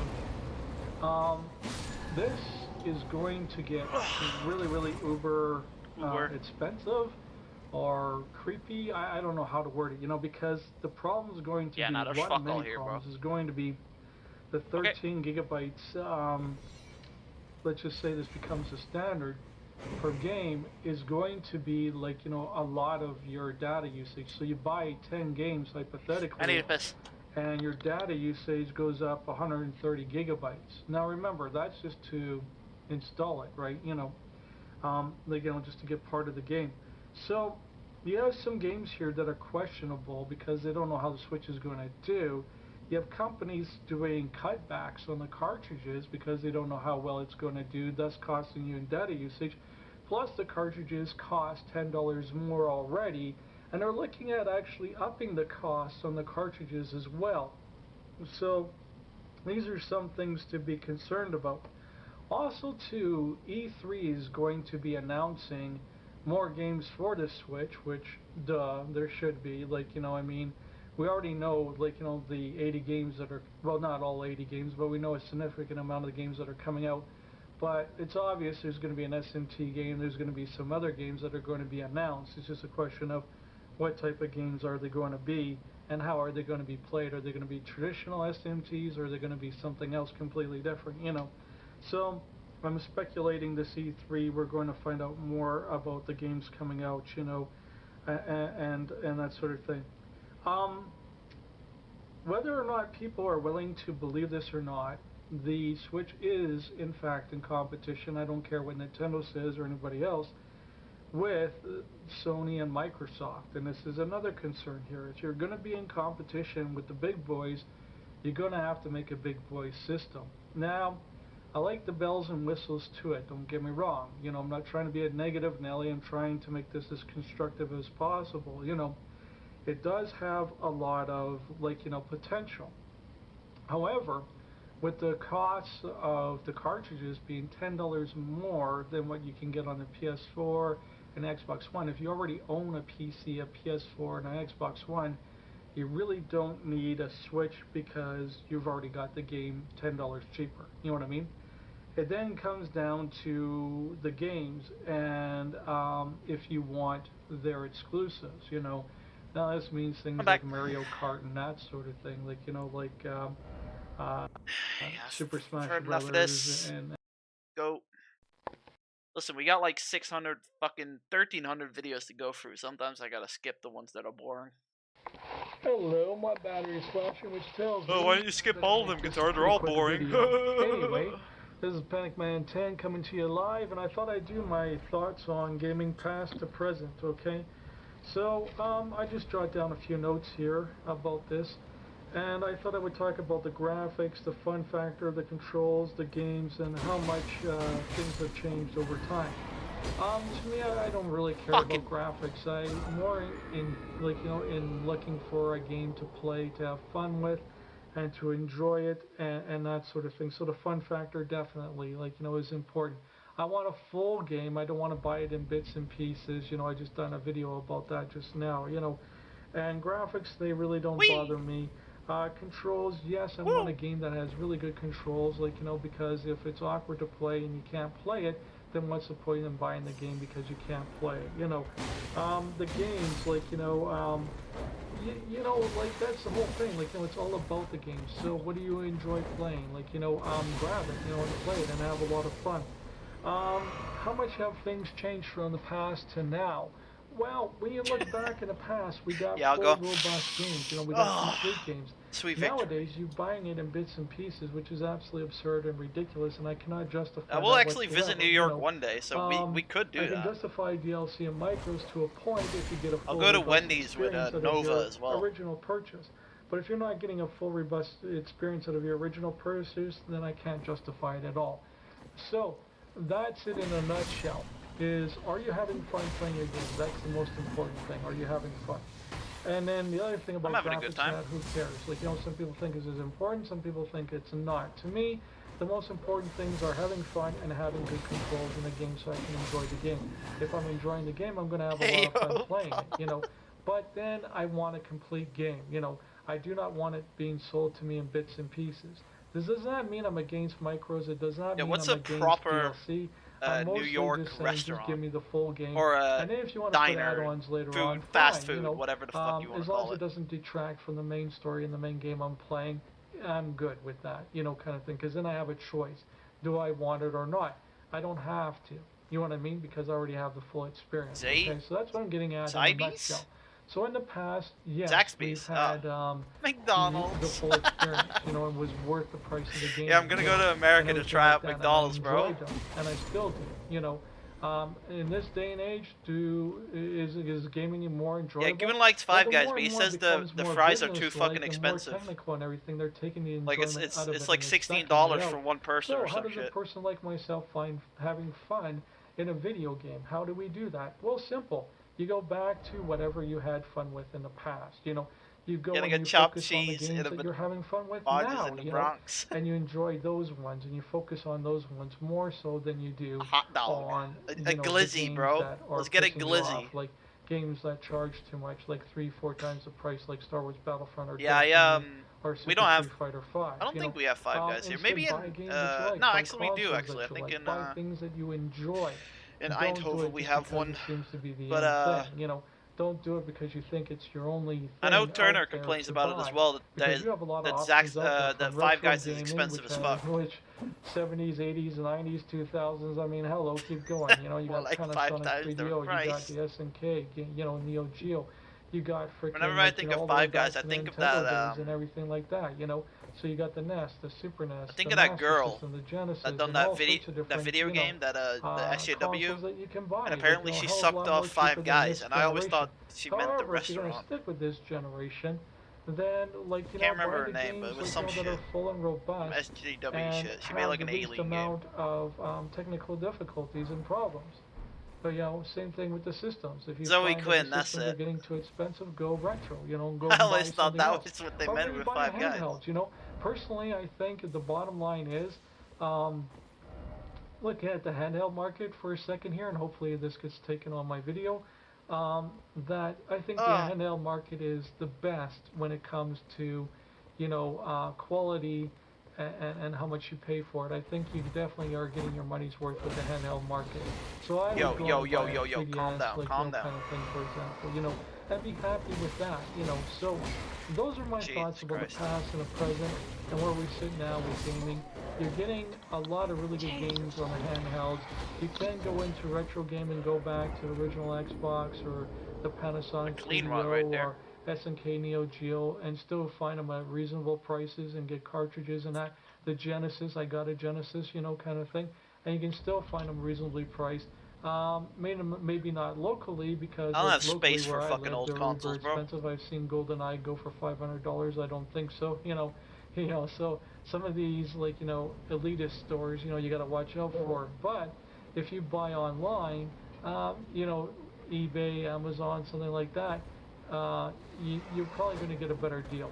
If you buy online with Kijiji, you're taking a risk there too, because then there's no warranty or anything like that. So I wouldn't say go Kijiji. I would say go Amazon or go eBay. You know, eBay doesn't have warranty, I don't think. Legit, that you know that you can't get scammed on, just in case. You know what I mean? So those are my final thoughts about gaming in general. about the past and the present, you know, kind of thing, and the way that I feel about things. I think handhelds is a really good medium between the present and the past, and you really get a really good game quality out of it. When gaming gets uber expensive, like it is with these generations now, paying $500 for consoles, and then paying $80 for a game, and then buying $100 for for controllers and stuff like that, and other accessories is absolutely ridiculous, I think, you know. So, in conclusion, like, you know, retro gaming or handheld is the best way to go in my opinion. And maybe for the rest of you, oh no, you guys are happy with paying DLC and paying, like, you know, micros and paying to be online and all that kind of stuff. So, you know, to each their own, right? Like, you know, it's all up to you and how you want to play and what you want to do. So anyway, I'm Panicman 10, and this is just a brief little thing about my thoughts about the past and the present, you know, and about the different types of gaming and how it was done back then and what it's done like now. We got complete games, you don't now, you buy it in pieces. And how I feel about the handheld market, you know, I think it's a nice little medium between the past and the present, you know, kind of thing. So, those are my thoughts, and that's how I feel about it. Tell me what you think down below. And thank you very much for your time, and have a great one. And we'll see you in the next one. Bye for now. Holy shit. I was actually, Hello everyone, and welcome to Panicman 10, where the spinning camera tells you you're always in the right place. hey, he's always in the right Yeah, so anyway, I thought I would make another video here. Why doesn't he do that anymore? On the Switch and my final thoughts. This one is going to be on the pricing of video games and is it justified, you know. Bro, can someone so edit my Cooking with the GPM publishers videos? are the ones I'm that on the spend the money and they set the cost of the product, you know. You guys, like, so this edit also them for me, includes please? things like DLC, microtransactions, and how much the game is going to cost when it comes out, okay? The developers are the ones responsible for making the game itself. So basically, they just make the game, you know. So they're not responsible for how the content gets delivered. They just responsible for making the content. Okay, the publisher is the one that tells you, you know, how the content's going to come out, you know, kind of thing, which gets a lot of developers' panties into a notch, and I can see why, and a lot of gamers too. So, with the publishers doing they also got I must be close to the like end, promotions, advertising, and all that. Also, kind the of carnival. Stuff, and all this comes into I'm cost, going to the you know, carnival fair thing. The cost of the product, either Thursday or Friday. And how much they need to my make, brother like, you know, for their positions. You know, inflation comes into play here, and so you have DLC. Micros are set by the publishers. So should gaming cost more? Well, you know, here's something interesting. Is that a lot of people seem to think that this is justified, and that, yeah, games, you know, should cost, like, you know, $80 or more. You know, like with the DLC and the micros and that, you're looking at spending, you know, 3-4 times the amount of what you pay on disc. I like you the know way what he mean? says micros. And to me, this is not justified. I don't know why, but I like the way he I'm says going to it. explain why. Back in the day, and you can say, you but that was back in the day. Yeah, but the hello. dollar is the dollar. It doesn't matter. You know, technology is technology. It doesn't matter. Because back then, that was uber expensive to us, you know, kind of thing, right? You know, so it is a proper analogy, you know, so, yeah, don't tell me, like, no, it's not, because it is. So, when you go back in the day, you had full games. That's my whole point. You also had games that came packed in with the system itself, which was awesome. You know what I mean? So, you had the full game. Remember back when you were a kid, for X amount and you only had like 4 to 5 games, and you played the living shit out of them? And you bought the games, you know, you had... And I wonder this why is we all don't do cartridge, that by the way. anymore. I'm going to go back to the cartridge days, the most expensive times. Back in the cartridge days, it was justified based off of, like, you know, how much technology they had to put in the cartridge, because it was really hard to develop for a cartridge, right? Okay. Now, consequently, let's fast forward here to that's a Crucible optic 9, not a lasers clean and one, things like that, CD players, like the Sega CD and stuff like that, the 3DO, you know, Panasonic, things like that, okay? So now, we're getting away from the cartridge ones. Now, you'd think the price would go down, but it actually goes up. And why is that? Oh, well, in the company's opinion, they say because, now it's gone to lasers, so it's new technology, So it's harder technology to develop for. So therefore, like, you know, because, like, you know, this is a newer technology and that it's going to cost more just because it happens to be an optical laser. Okay, all right. So this is where I start to have a challenge with the industry. You know, I can start to see sort of like it trickling over into bullshit. Eventually, you get systems coming out where they just use regular CDs, which was used back in the Sega Genesis days, hint, hint, wink, wink, you know, which came out in the 90s, okay? So they're taking 90s technology, like such as the original Xbox, I suck at dodging. such as the PlayStation and stuff like that. I suck at dodging, and they're bro. charging you a lot more money for it than what we paid for back in the 90s. Now remember, the Xbox was not that far, you know, behind Panasonic. Was not that far, like, you know, with Panasonic with made a 3DO, console? was not that far behind the Wait, does he mean the CDI? Sega CD or anything like that. So really, there wasn't anything extra really for them to say, oh look, like, you know, it's a different technology. Pretty sure Microsoft more or Philips information. made no, the CDI. A CD is a CD, and it only holds a certain amount. Oh, he's talking about information, CDs. You know? Okay, yeah, And okay, that's that makes my more point sense. right I was there. like, the fuck? I mean, we had full motion video back in the 90s with the Sega CD with games like 3DO. Night Trap Oh, and yeah, that, shit. and we had Wing Commander on the Panasonic 3DO, you know, along with Phantasmagoria and other games like Plumbers Don't Wear Ties and Mind Teaser, which are adult games, you know, kind of thing. Bro, And fuck a the whole 3DO. slew of Have you ever others, seen a okay? So there was 3DO? a lot of games that came Blurriest out fucking that were handheld cheaper, ever. and the systems were cheaper than the original Xbox. So what makes the original Xbox so special? Nothing. Because it basically was running the same textures, the same whatever. You know, you can get into the specs, and it's basically the same thing. So along comes eventually the 360, and they keep upping the price. Why? It doesn't make any sense, right? The PS3 comes along and they keep upping the price. Why? It's fake, Doesn't make any Turner. sense. You're still dealing with CD technology at this point, okay? Until when the PS3 came out, I could justify this with it being Blu-ray technology now. So now they're developing Blu-ray technology, but the 360 didn't develop Blu-ray technology. It just had regular CDs. The PS3, on the other hand, had a very high-end Blu-ray player.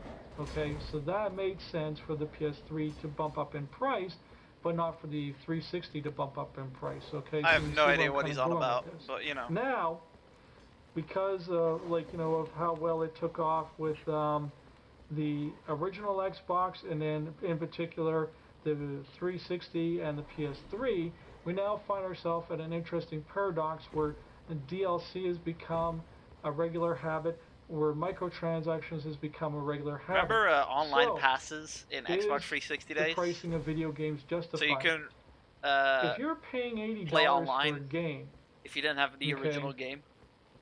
You know, Canadian, if you're paying $80 for a game, I expect an $80 product. I expect that when I go out and I buy a game, I expect to have a full game. And that's not what we're getting now. We're getting our games in pieces. Now, like I said, all the way back to the original Xbox, Panasonic 3DO, and all the way back to the 80s and even the 70s. So 70s, 80s, 90s, 2000s, we had full games with no DLC and no micros. Not until the 360 era came into play and the PS3 era came into play did DLC start to become the norm. Come on. And then eventually, because of the long lifespan of the 360 and the PS3, we had micros being introduced. Buy this pack if you want to play as these superheroes. Buy this pack for hockey, you know, for boosting your player right off the bat and things like that. So that's where things started to get interesting. So is the pricing of it justified? No. I actually find them easier on a second form. My opinion is, if I'm buying a game, I want full access to the game. So games that are only online, that's another thing that's bullshit. You know, I don't agree with that at all.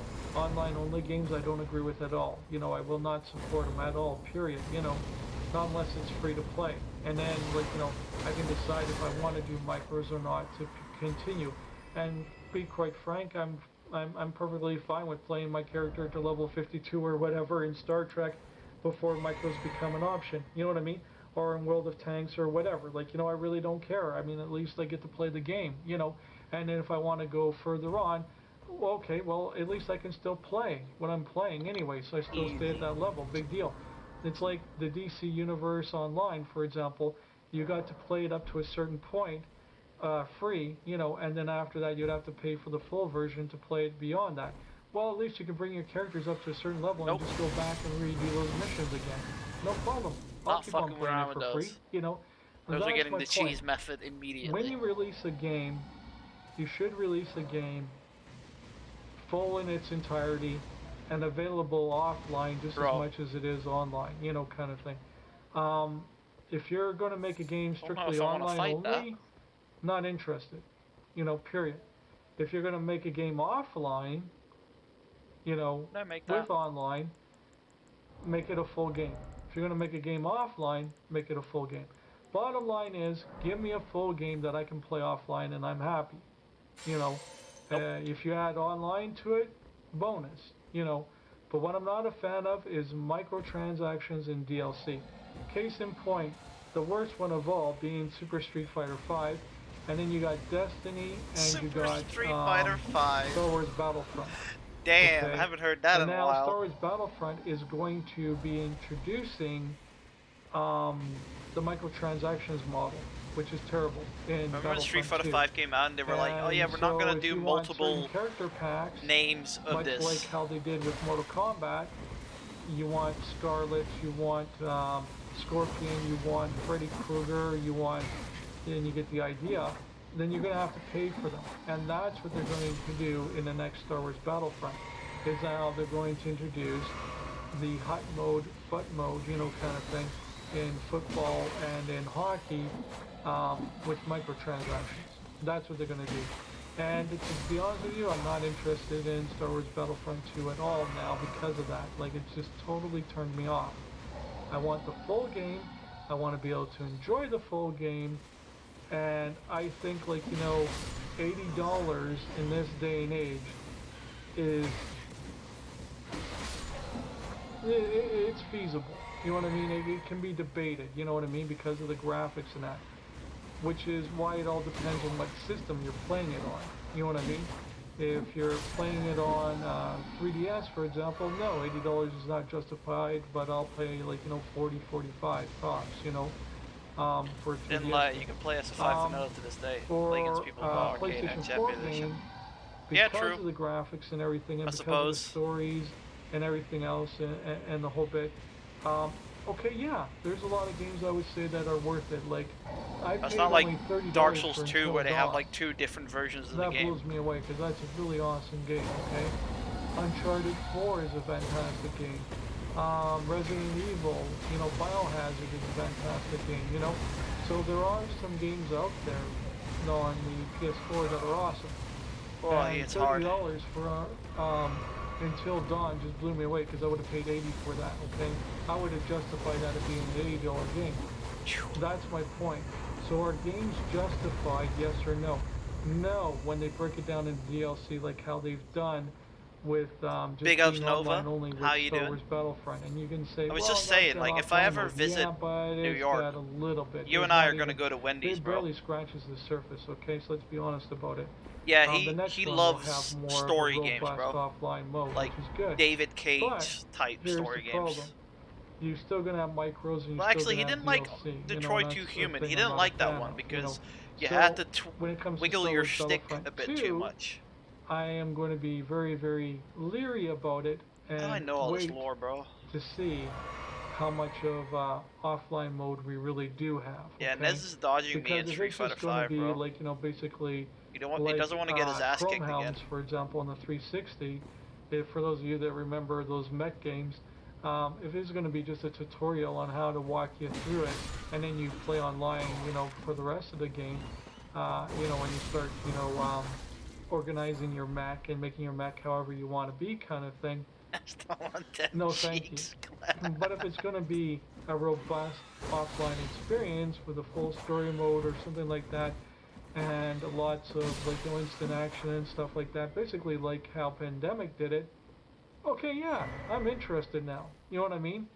So it depends, because then I don't have to buy their character sets. Do you know what I'm saying? I don't have to buy their micros or their DLC.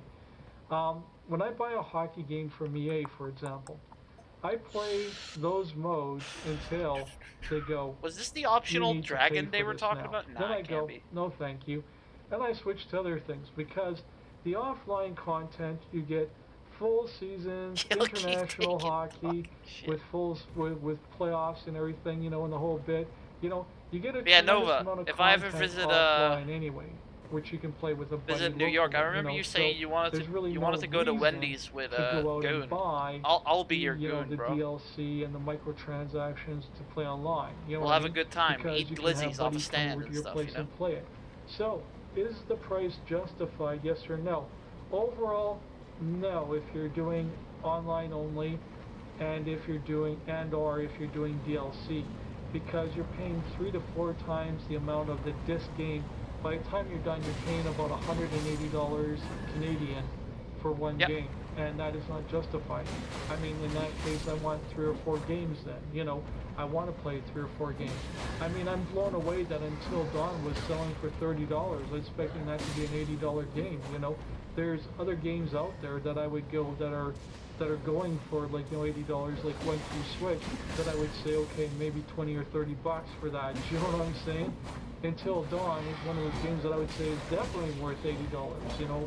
So yeah, I'm promoting it yet again. You know, Until Dawn is a fantastic game. It's got quick time events, so do yourself a favor and pick that one up. But honestly, the games nowadays, for the most part, are not worth it, because they include DLC and micros. However, if they have a full, robust story like The Last of Us, I'm going to use this as an example, because it does have DLC in it. You know, if you have a full, robust story that wraps everything up nicely in a nice bow tie, I'm completely happy with that. Then if you add DLC on top of it, to add to backgrounds of characters or something, like they did with The Last of Us. Like a true American. Okay, cool, because then it gives me a choice. Do I want to know more about this character or not? I really don't care. I enjoyed the story. Does Goon even live in New York, So it gives me the freedom to do that, right? You know, now every time I try to ask like where he lives, that include DLC, he asks me to stop asking police questions. The DLC doesn't distract from the story that you're playing right now. You know, where it becomes a concern is when you're playing games like Star Wars Battlefront and you're playing games like Destiny, and they're not giving you, you know, they're telling you, basically, if you want to play the full game and get a really robust experience out of it, you gotta buy this, you know, 3 or 4 times more over before you get it. Fuckheads. That's what bothers me. So are video games justified? Yes and no. You know, it all depends on how they deliver the content. If it's done like Resident Evil, Biohazard, Until Dawn, Uncharted 4, if it's done like, you know, yeah, the Uncharted series, period. If it's done like The Last of Us and things like that, then yes, it is worth the DLC and the micros, because I have a choice, because I have a full, robust story that I'm enjoying, and a full, robust game that I'm enjoying, that I can play offline, online. Some of these games are just solo players. Some of these can be played multiplayer, like Uncharted 4, you can play multiplayer, you know, kind of thing. But I get the full game, and it's not online only, so I don't get locked out of my content. If the server shut down, or, you know, you have challenges getting online, I can still play my full game offline, you know, and that's what I'm going by. Okay, Our so was done poisoning a Street Fighter downstairs. For me, as long as I get my full story, and as long as I get the full content, I'm a happy camper, you know. The rest is just additional bling, you know.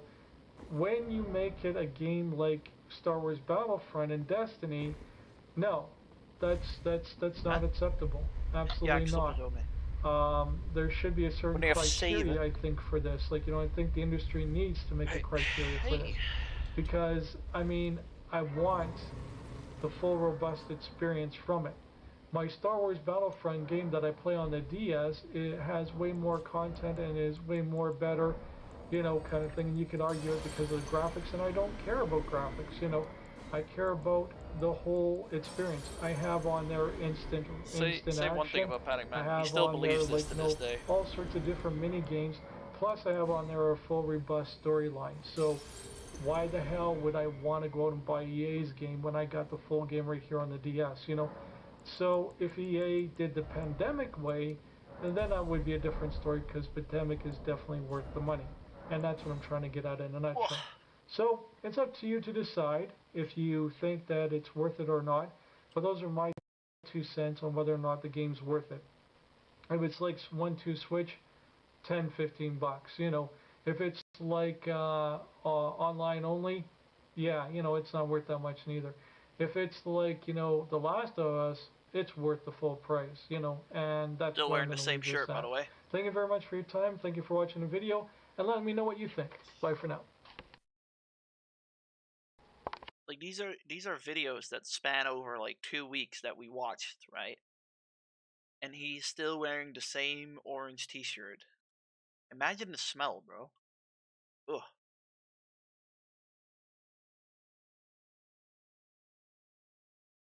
Right? Making progress, I suppose. Right. Yeah, I'm gonna just do ending soon. I can raid Mark, but then I'll lose viewers, dude. But yeah, I'll be back for Street Fighter in 10 minutes, yeah? I'm not imagining that. Right. See you guys in 10 minutes for Salty Street Fighter?